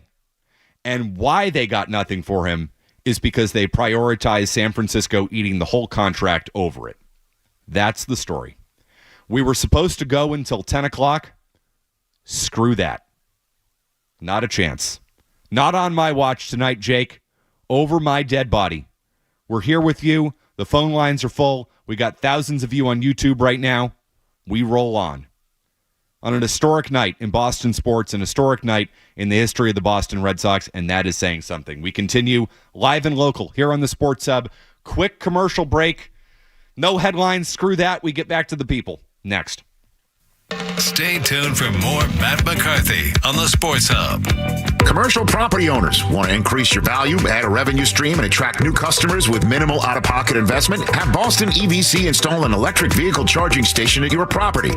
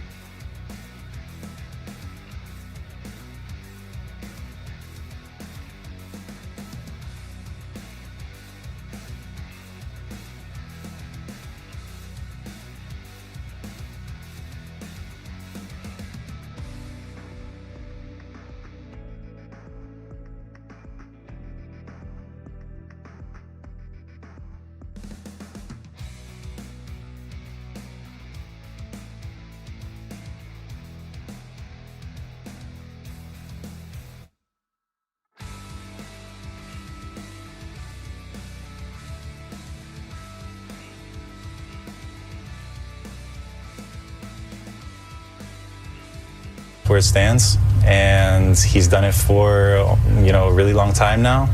And I think he's only getting better at that position. I think his defense is getting better every single year. We don't know what the future holds, but we know it holds Rafael Devers. So I think he's got to play defense. It's going to keep him athletic, and he's going to hit because of him being at third base. He doesn't know any other position. He doesn't want to play any other position, and he's going to fight for it, even if it's with any of the younger guys, any new guy. I think he's the best third baseman in the league. I wouldn't take anybody over him. So I think he should play third base. Yeah. So you think Bregman should play second? Rafa plays third. I think Bregman should play second base. Yeah. I think he's going to make the transition well. I think he's athletic enough to, and I think Trevor, is going to play an awesome shortstop. To the Giants, and I said Murray got hacked. What the hell is this? No way. Then sure enough, I checked Passan right as Passan tweeted it. I didn't eat dinner. I'm realizing this now. I didn't eat dinner. I just rushed in. I haven't eaten. I don't need to eat. I don't need anything. Water, food, sustenance. Who cares? The Red Sox are my sustenance. The Red Sox keep me going. And I'm not convinced it's in a good way. But here we are. And here you are. Thanks to everybody for tuning in tonight. Emergency program, special live report, whatever you want to call it. Needed to happen. Has to happen. Rafael Devers traded to the San Francisco Giants. And it's been building for months and months and months and months and months. The Casas stuff in spring training. The Devers stuff in spring training. Bregman, you name it. What drama. What a story. Great for us. Not good for Red Sox fans. Not good for the team. It's a tough night. It's a tough night if you're a Red Sox fan. And I say that as somebody who's in favor of the trade and supports it for what it means for the future of the Red Sox. Take everything out of it and all the criticisms and all the things that the Red Sox did wrong about this, and we'll cover them all. And every single angle of this story, we'll cover them all. We're trying to cover them all tonight, and we'll cover it with you at 617-779-0985. In the end, I like it because he had to go. He had to go. The culture needs to be fixed, and Cora needs to be next. That's the takeaway. Wherever you want to go, we go. How about Chris and Taunton? Chris. First of all, thank God that you're on the air tonight, Matt. I expect a call from Felger within the hour on this big sports news day in Boston. Yeah, where is Mike Felger? Real quick, I'm just going to put you on hold, Chris. Where is Felger? Felger, hello. It's a big moment. Why aren't you on? Why am I here? Where are you? Hello? Anybody home? Felger, call in. 617-779-0985. Get Felger on the horn. Get Milliken on the horn, too, while we're at it. Jimmy Stewart, anybody. Hotline. Sports Hub people, hotline's open for you. You can jump in on it. It's an historic night. You really just want to hear from me, the guy who kicked the Red Sox out of town in 2021? I think not. Chris, I'm sorry. Go ahead. Thank you. Yeah, my whole takeaway from this is to me, it's despicable from the angle of Red Sox management. You're looking at it from the beginning of this year. I'm looking at it from when they decided that they were going to add Alex Bregman or add a big free agent last fall. Sure. The communication from Craig Breslow on down has been poor, to say the very least. I think he's also been brought in more or less, again, sort of like Chaim Bloom was, as a hatchet man for the luxury tax by John Henry. I want to know if his clown shoes are Versace to some extent, because why is... Sorry, I'll let you go on that. I didn't mean to cut you off. It was a good line. Hold on 1 second. I have something on the Red Sox luxury tax up here. This from Bill Koch, the great Bill Koch of the Providence Journal. Per Koch's contracts, the Red Sox entered the day $8.6 million above the first threshold of the CBT. After the Rafael Devers trade to the Giants and adding what is owed to Jordan Hicks and Kyle Harrison, Boston will be roughly $9 million below the $241 million competitive balance tax.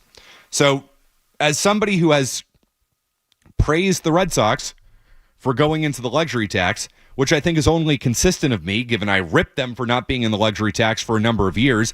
As somebody who praised them for spending money, yes, I have to be consistent. Them going below the luxury tax is not a good look. If they go above the luxury tax by the end of the year, I will praise them for that. Let's just be consistent on it. I want them to spend. They spent on Devers. They traded him because they couldn't deal with him anymore, but they didn't get a better baseball return because the money came into play here again, and now they're below the tax. They can prove to us that their intentions are not entirely financially driven by going out and now spending more money by bringing in big money players via at the trade deadline or more realistically this offseason. You want to trade Rafael Devers? Fine, be my guest. Sign Kyle Tucker. But are they going to do that? Do you trust them to do that? Probably not. Couple things from Jimmy Stewart here, who, by the way, Jake, may try to join us at some point coming up. We might have a hotline situation going on. We'll figure all that out. I know Jimmy Stewart's going to try to join us. But Stu did just tweet out, and not just tweet out, 37 minutes ago. Again, sorry, kind of a hard night to keep everything on track here. Alex Spear, on the Tom Caron 310 to Left live podcast on Nesson, says he heard from one team, not the Giants. The Red Sox had sought to engage them, or at least felt out their interest on a Rafael Devers trade. So the pushback is happening from the Red Sox. They hear the Buster Olney report from another executive around baseball saying he or she had no idea what the hell was going on with this, did not know Devers was available, which implies that the Red Sox did not shop Devers. Now Alex Spear, probably after the Red Sox heard all of this, coming out and reporting that at least one other team said the Red Sox had sought to engage them. Did they engage them, or did they just seek to engage them? Because there is a difference. And he'd say we're parsing words. That's what we have to do with reporting. You have to look at every word. The Red Sox had sought to engage them. Did they actually engage them? Probably not. You know why? Because they probably found out that the Giants were willing to pay the freight, and they said, that's all we want. It's all we need. Deal's done. Devers shipped out west. Not to L.A., but to San Francisco. Zach's in L.A., though. Hey, Zach. Hey, Matt. Thanks for taking my call. I appreciate it. Get some water, by the way. It's important. Zach, I don't need anything. I just need this. I just need the people. I just need this show. That's all I need. Perfect. Appreciate it.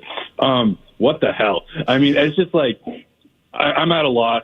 I think if it's Henry and it's all about the money, he should sell the team. If it's Breslow, Devers must have had to throw a chair at him or something, because this seems personal and uneducated based on where the franchise is going. And whether or not Cora had anything to say or do about this, he now has to make sure that Anthony, Meyer, and Campbell are in the starting lineup every single night, because if this is where the franchise is going, what are we doing? I'm pissed. I'm at a loss. This is Mookie Betts written all over it, and I'll let you run with that. Hey, Zach, how do you think Alex Cora is going to handle this? We think Alex Cora is going to handle this professionally? Come on now. No. He's going to protest. Guarantee you. Guarantee you. And we don't have reporting on this. At least I haven't seen it tonight. But here's a take for you. Here's a sense. A gut opinion. Cora had no idea this was going down. None. Why would they tell him? He's on Devers' side. Cora's compromised. The Red Sox were looking to make this happen because you said it is personal. Yes, it's personal. It's personal for John Henry. John Henry made Rafael Devers the highest paid player in the history of the Boston Red Sox. Once again, the history of the Boston Red Sox. A team that has a long and documented history of spending money, at least under the Henry ownership in the modern era of baseball. They've spent a lot of money on guys. The team that paid $51 million just to talk to Daisuke Matsuzaka. 6 billion yen to talk to Daisuke Matsuzaka. They paid Rafael Devers a lot of yen, folks. Billions and billions of yen. $313 million, and then he acted like a baby. And he was a bad teammate. And he was a bad presence in that clubhouse. And yes, it got personal. It got so personal that John Henry, who can't be bothered by any of this stuff, you won't hear from him. He won't, by the way, not speaking tomorrow. Sam Kennedy and Craig Breslow are speaking tomorrow, not John Henry, which I've got a problem with. The owner needs to answer for this because this is an ownership level decision. But John Henry, who's basically been MIA for the last 5 years, was so pissed off by Rafael Devers, rightfully so, might I add, that he flew to freaking Kansas City to sit him down and to probably tell him off. And things didn't smooth over from there. Obviously not, because they just traded his ass for a bag of balls all the way across the country to get him the hell out of here. So yes, it was personal. But you think Cora's going to handle this well? Not a chance. Cora just got his guy, one of his boys, taken away from him. He got his best player taken away from him. How's that flight going down tonight? 617-779-0985. How about Matt on the Cape? Hey, Matt. Hey, Double M. This Code Red broadcast is absolutely gold. Thanks. Appreciate you throwing it up strong. Appreciate it. I want to know, what's going on in the background. I don't think it's ever going to come out, but, was there drama with the first base, third base thing, all that? And then, as you know, I'm pretty sure I flew from Logan to Punta Cana, direct. It took 4 hours. So the Doughboy is going to be really a surprise when it comes from San Fran to DR. That's a whole different story. You know what I mean? Thanks, Matt. The Code Red broadcast. That it is. That it is. Mike's in Boston. Hey, Mike. Hey, before I get going on this one, if there are bike lanes to Logan Airport, I will drive him on my blue bike to Logan Airport. Get rid of Devers. The problem I have is they should have done it 5 years ago. You saw this coming a long time ago. The guy has just Pablo Sandoval written all over him, except he's a better hitter. Just get rid of him. You could have traded him in 2019 for something and then re-signed Betts. How many positions did Betts play tonight? Yeah, he doesn't have Pablo Sandoval written all over him. He's one of the best hitters in baseball at the age of 28. So I understand where you're getting at. You're saying Devers is a fat ass. Pablo is a fat ass. Yes, both are true. Devers is chubby. We know it. He's a bad teammate. I don't know if Pablo is a bad teammate. I'm not sure. He was never a good enough player to talk about whether he was a good or a bad teammate. Devers is a hell of a hitter. He's a special hitter. And you just traded his ass. And that stings. That hurts. That's brutal. It's tough. It's tough, man. But he's not Pablo Sandoval. Not in that sense. That's unfair to him. Justin in Manchester. Justin. Hey, how's it going, Joe? How you doing, Justin? Not too bad. I'm actually, before I wanted to get to my take, I'm okay. I just can't stand the comparison between the Mookie Betts trade and the Devers trade. It's just, I think it's ridiculous. But my take was, I'm okay with the Devers trade. I think being paid the highest player, in Red Sox history they tell you not to play third base, but then we have Casas go out with a knee injury, and then you don't even want to take reps at it. Being a professional baseball player, being paid that much money, I think it's ridiculous. And I was okay with it. I'm just not okay with the return. But if that sets up, getting rid of the cap money to pick up somebody big, like maybe a Paul Skeens or another big bat. Yeah, the question is, do you trust the Red Sox to do it? I mean, you're right. It sets them up for the future in many senses. I mean, this is a hard reset for the team. It's not something you predicted. But, here you are. I just got some great news in my headset.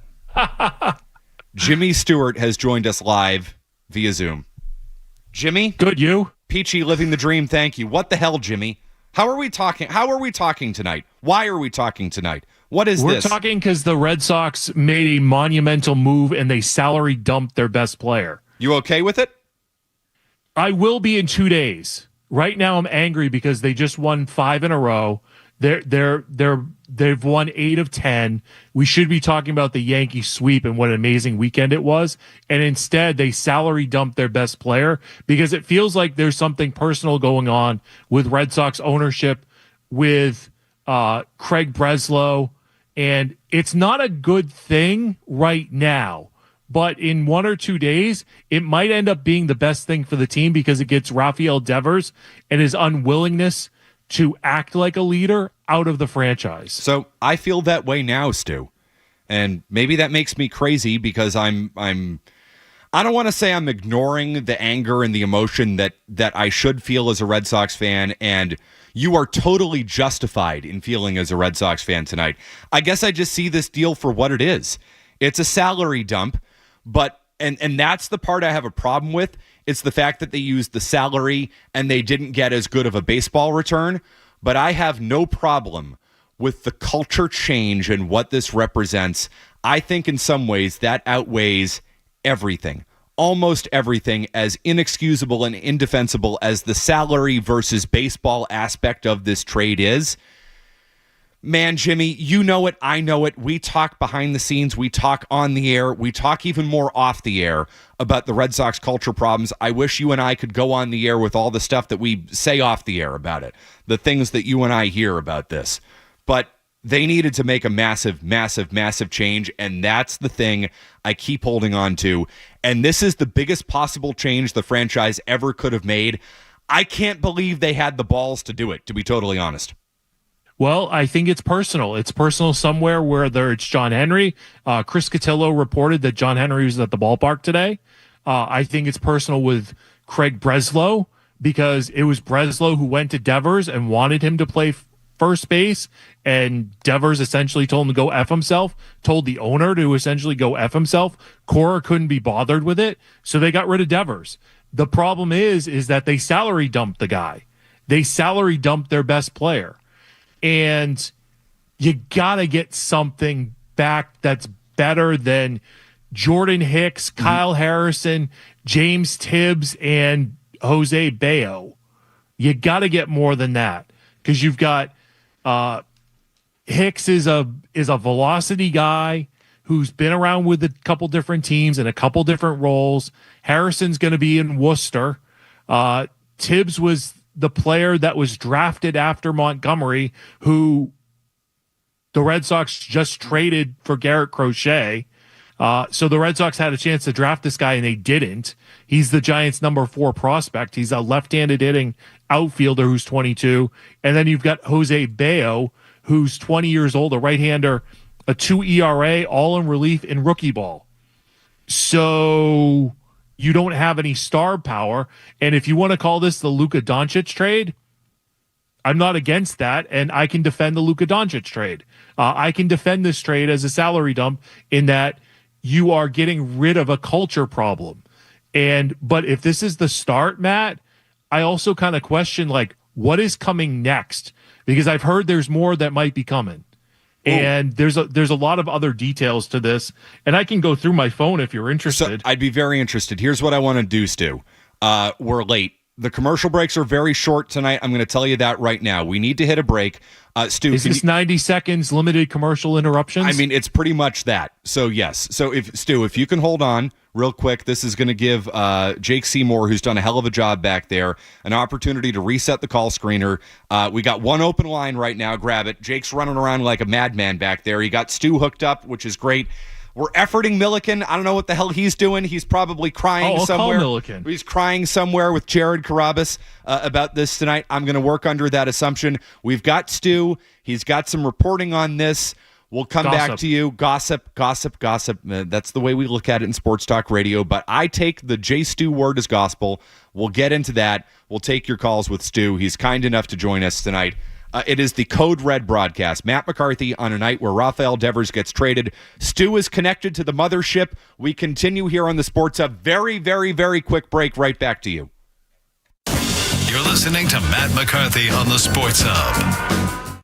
Visit the 99 this Father's Day weekend for a great lineup of menu specials Dad will love.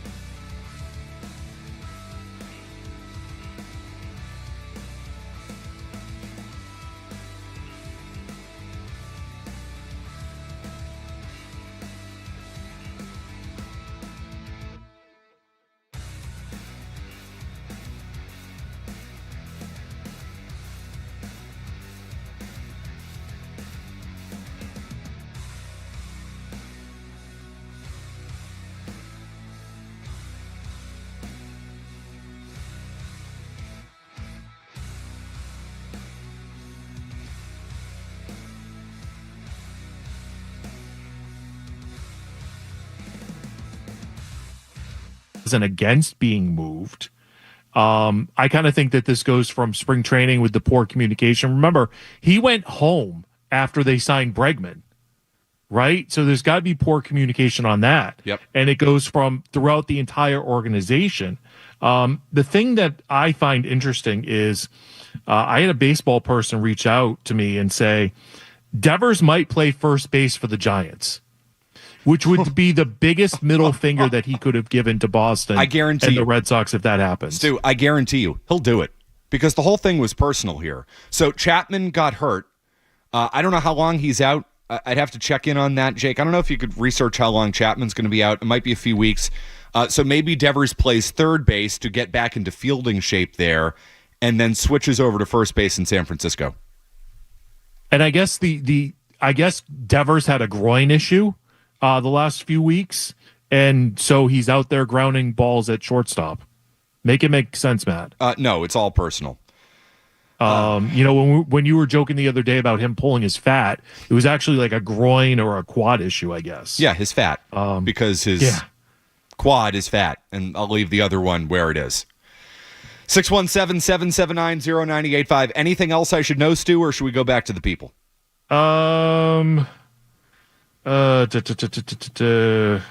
Personal salary dump, Campbell first base.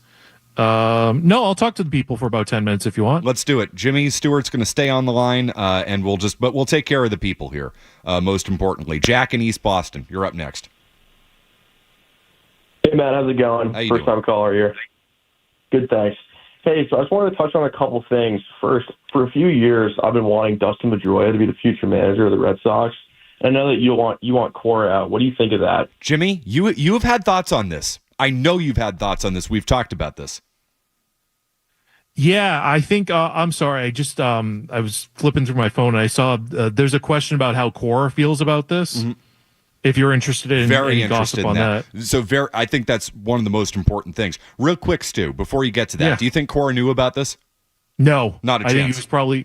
I think there was probably an indication like, hey, this might be something out there, but I don't think he got it from Breslow or anybody. Like I heard over the last week or so that Breslow really has isolated himself against and following up on the Michael Hawley reporting that there are people with long time tenure, I think was the word that Hawley had mentioned, like institutional knowledge, who have felt phased out. I believe that is Eddie Romero.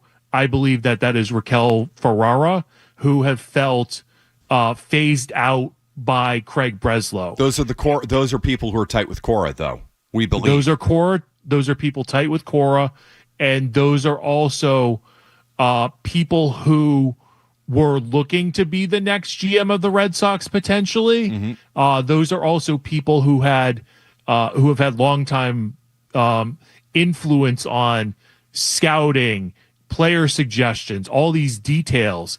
And my belief is that Craig Breslow has phased them out, and he is more with the quote unquote drive line analytics people. So that's one thing. So the power struggle continues. So what does this mean for Cora moving the forward? power struggle and the lack of communication continues. Mm-hmm. My belief is that Cora is frustrated with everything that is kind of going on. And if you look at his lineup decisions, they've all been kind of like win now. But maybe a bigger piece of this puzzle is this Devers trade. And if the reporting out there is Buster only says that he talked to a team executive that says that there was no other teams involved. Alex Spear said something on the Tom Caron podcast about he heard from a different team that wasn't the Giants that they asked that the Red Sox were kind of asking about interest in Rafael Devers. This to me says that Craig Breslow has a lot more power than Alex Cora and could be a longer term issue right now with the constant struggle of power between Breslow and Cora. But I also tend to believe that there might be more moves coming. there might be more players who are being sold off in the coming weeks. Is that informed? Is that a belief just based on everything going around? How would you characterize that, Stu? And I would who are those categorize that as a text that said to me, watch, there are more moves coming. I'll get it. Stand by. Who do you think those moves are? Because my gut reaction says that's Duran. So I don't know that it's Duran, Matt. No, and I don't know either, but that's what my gut tells me.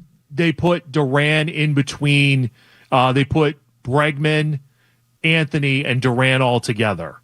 And if we're doing business stuff, Duran makes sense to stay because he's under their control. It might be Walker Buehler. It might be Giolito. It might be Chapman. I thought it was interesting that Whitlock went 5 outs today. Yep. So it might be some of those guys who are on the shorter contracts who might be going to contenders. I hate the fact that they've won 8 out of 10. They swept the Yankees, and we're talking about selling players.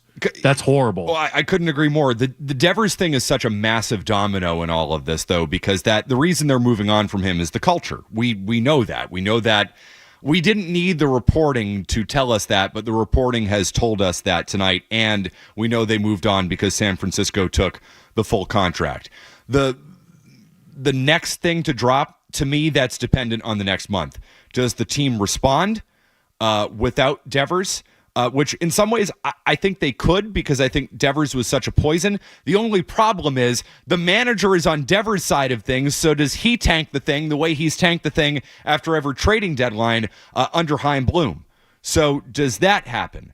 So if Cora tanks, Matt, he's got to be gone. How is Cora not gone tonight, Jimmy? Like, they traded the best player on the team for a culture thing. That's why they traded him. But the manager is a culture problem too. Why is he not gone? And my answer is money. They got somebody to pay for Devers. You can't get somebody to pay for Cora, so they need to keep paying him. And that's why he's still here. But he shouldn't be here. Not in season, you can't.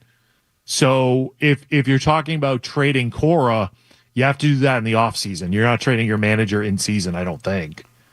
Like, and this ownership has not fired a manager in season. No, I mean, they didn't waited fire until the end. Bobby Valentine should have been gone in 2012, and he wasn't. They waited until the end of the season, and they let him go with a year left on his contract. I think they fired Farrell with a year left on his contract. Yep. But you might be able to trade Cora. I mean, John Farrell was acquired from the Blue Jays for 2 players. Yep. Right? So Mike if you get to Aviles. the end of the season and say a high market team is like, we have a veteran team, we want Alex Cora, maybe that's the move. And the dream of Alex Cora being a GM for the Boston Red Sox just goes up in smoke. I mean, I think part of the reason, if you're to believe Cora as to why he stayed, beyond it just being the 3rd highest paid manager in baseball, it's because his kid was in college here, right? Mm-hmm. That graduation has happened. So we're aware. Does Cora have more family ties that we're unaware of? There was I want to be very general about this because I don't think this ever made it public, but there was a Red Sox coach who stayed here an extra year because there was a personal family medical issue going on. And then that coach eventually left to go to another job. So there are times where you get coaches who stay with organizations for a family reason. So if Cora was just here for the extra year because the money happened to be right, and I don't think he had a market. I don't think he had the market that he thought he was going to have. But if one of his kids is done with college, then it opens the door this offseason. If Breslow doesn't want Cora, they could trade Alex Cora in the offseason. But I think Cora's here for the season because I don't think they're going to eat 3 years and $22 million or whatever the number is. So I know one of the co-hosts on the Jimmy Stewart program, Monday through Friday, 2 to 6 here on 98.5 The Sports Hub, had an issue with Alex Cora going to that graduation. Where is he tonight? I'm curious because it's a big he's big been moment. on a text chain. There we go. All right. Well, I told him the phone line's open for him if he wants it. And instead you get me. You know what, Jimmy? I'm glad we got you because I know you don't say you're a reporter, and I get that. I understand that. But I think you added a lot of really interesting context to everything that's gone on tonight. And I am extremely grateful that you came on. And I will not soon forget getting to talk with you both on the air and off tonight on an historic night for the Red Sox. So I really, really appreciate this. And Yeah, can't but wait couldn't to you hear have gotten Yastrzemski's kid from the Giants for Devers? Oh, we're going to get that call tomorrow, aren't we? That will send Mike up the wall. A Carl Yastrzemski reference. Nothing offends the man more than the 1967 Red Sox. So, and by the way, it's good to know, because Sam Kennedy said this a few days ago on the Tom Caron pregame show. We all know that if the time is right and we need him, Devers will be here. we should find that audio. We'll get that. Oh, it's in the system. It's in the carts folder from a couple days ago, Jake. We'll play that when we come back on the other side because I've blown through everything, all the clock. The clock doesn't exist tonight. No rules tonight in the Code Red broadcast. Stu, be well. Thanks for joining, all right? Of course, just when I get traded away, just get more than ponies because essentially the Red Sox traded Devers, Betts, and they let Bogarts go for nothing, and we have Connor Wong, and that's it. Jimmy, you're worth a hell of a lot more than Rafael Devers because you're not a clubhouse poison. You're one of the best. That's debatable depending on who you talk to. You're talking to me, and you're not. So appreciate all of this. All right, quick break. They're short breaks. We got the calls. We're right back to you. It's McCarthy hanging out. Devers traded to San Francisco. More Matt McCarthy on the way on the Sports Hub. Maz here from Window Nation. Their semi-annual sale includes 4 free windows with a purchase of 4, a free entry door, and no money down, no interest, no payments until 2027. But you have to hurry, the sale ends soon. Call 866-90-NATION or visit windownation.com. Whoa. A crack in my windshield? Seriously? At AutoglassNow.com, they know that a cracked windshield can be a pain in the glass. But don't worry, they've got you covered. Autoglass Now provides fast and reliable repairs. Call or visit Autoglass Now and they'll get you scheduled today. Autoglass Now. Get to Autoglass Now. Ocean State Job Lot is celebrating the opening of 16 new stores, now open in Maryland and Delaware. Many of our millions of Job Lot insiders point to our crazy deals being unique. Over 1,500 items available online that you can own for free. You buy it, you get 100% of your money back in a gift card. Appliances, outdoor furniture, pet supplies, toys, food, just about everything. And it's free after crazy deal at OceanStateJobLot.com. For over 37 years, College Hype has been Boston's go-to for high-quality custom apparel. From screen printing to embroidery, they do it all. In-house with unmatched craftsmanship and lightning-fast turnaround. They're your one-stop shop for all your custom apparel. Whether it's for your school, business, or big event, they bring your brand to life with gear that stands out and lasts. Visit collegehype.com to see what the hype is all about. That's collegehype.com. College Hype, making a difference, one t-shirt at a time. If you're 55 and up, T-Mobile has plans built just for you. 2 lines of unlimited for just $30 a line. That's a 45% savings compared to Verizon and AT&T. But don't just take our word for it. It's not just the savings that are great with our T-Mobile plan. There's all this value from all these other things that T-Mobile offers. T-Mobile has been such a savings for us. We love it. Switch today and get 2 free 5G phones like the Motorola Edge with Turbo Power charging that gives you power for the day in just 15 minutes. And customers 55 and up can get 2 lines of talk, text, and data for only $30 a line. Go to T-Mobile.com/55 to learn more. With 24 monthly bill credits and 2 new lines with autopay for well-qualified customers plus taxes, fees, and $35 per line connection charge. Credits end and balance due if you pay off early or cancel. Contact us plus $5 per line without autopay. Debit or bank account required. 45% off 2 lines versus AT&T Starter and Verizon Welcome. Plan benefits vary. See details at T-Mobile.com. Motorola Edge requires 68-watt charger. Chargers sold separately. Actual performance will vary based...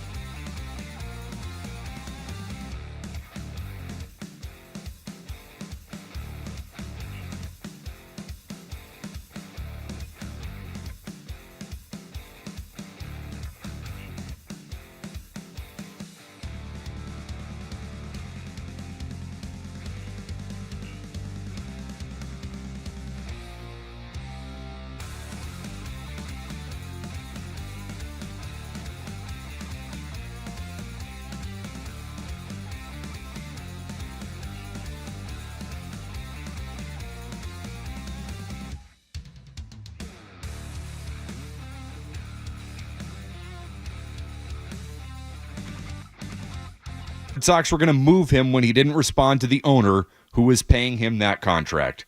It was personal. Henry was pissed. Devers was disrespecting him and the franchise, and the whole thing about Rafael Devers feeling as if the Red Sox had disrespected him. You petulant child, Rafi.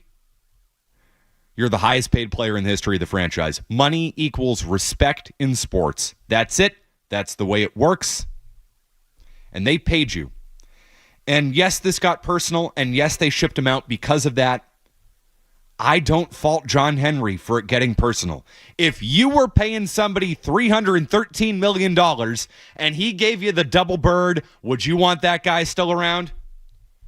And he was making the team worse and affecting the culture and having a bad influence on the young kids? No. No. Thank you, Rafi. So many of you on the line. It's been full phone lines all night long. You just got to be quick because we're here until 11. I'm going to go to Josh in Brookline. You've waited patiently. Thank you, Josh. Hi, yeah. Great show tonight, guys. Really appreciate it. Thank you. These Kennedy and Cassis clips are hilarious but sad at the same time. But the instant reaction to this trade was, it kind of reminded me of that Manny trade mid-year. Took the wins out of the sails, but makes sense with the culture issues. It's just a tough look for the Sox right now. It's confusing the fans because we wanted to keep Devers to fix our lack of keeping homegrown stars like Mookie and Xander. I was okay with Devers being fat and hitting 270. Just shut up and make make nice with everybody. Eat ice cream, hit home runs.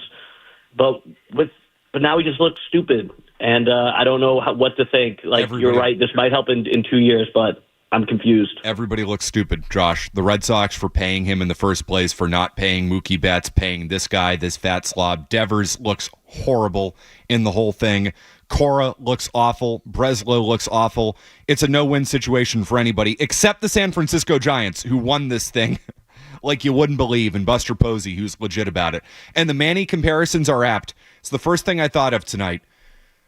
I actually didn't think of the Manny trade at first. For whatever reason, I thought of the time they put Manny on irrevocable waivers, which was like a key childhood memory for me. 13-year-old Matt McCarthy obsessed with the Red Sox, and they put Manny on irrevocable waivers because they just didn't want to deal with the guy, and nobody took him. Nobody took Manny Ramirez. And that was after 2003, I think. I'd have to go back and look at it. They made it 7.5 years with Manny Ramirez. They made it 4 months with Rafael Devers after this thing blew up. It's remarkable. And you want to know why they made it that far with Manny? A good manager, Terry Francona. And Alex Cora is not a good manager anymore. He should not be on the job. Dan in Falmouth. Hey, Dan. Hey, Matt. Thanks for taking the call. Really appreciate it. Can't believe you're doing this tonight. Me neither. Two things. We're talking about hubris. We're going from the weekend, which was probably one of the better Red Sox-Yankees series in quite a while, to this coming week. And then we may see Marchand hoisting a cup, and then we're talking about the Celtics. It's like, congratulations, we're Sucktown, USA now. It's old school, man. It's old school. Johnny in Brooklyn. Hey, Johnny, always good to hear from you, my man. Matt, thanks so much for taking the call, man. You're killing it tonight, as always. I'm just stunned. I had no idea the Red Sox could make me as angry as they have.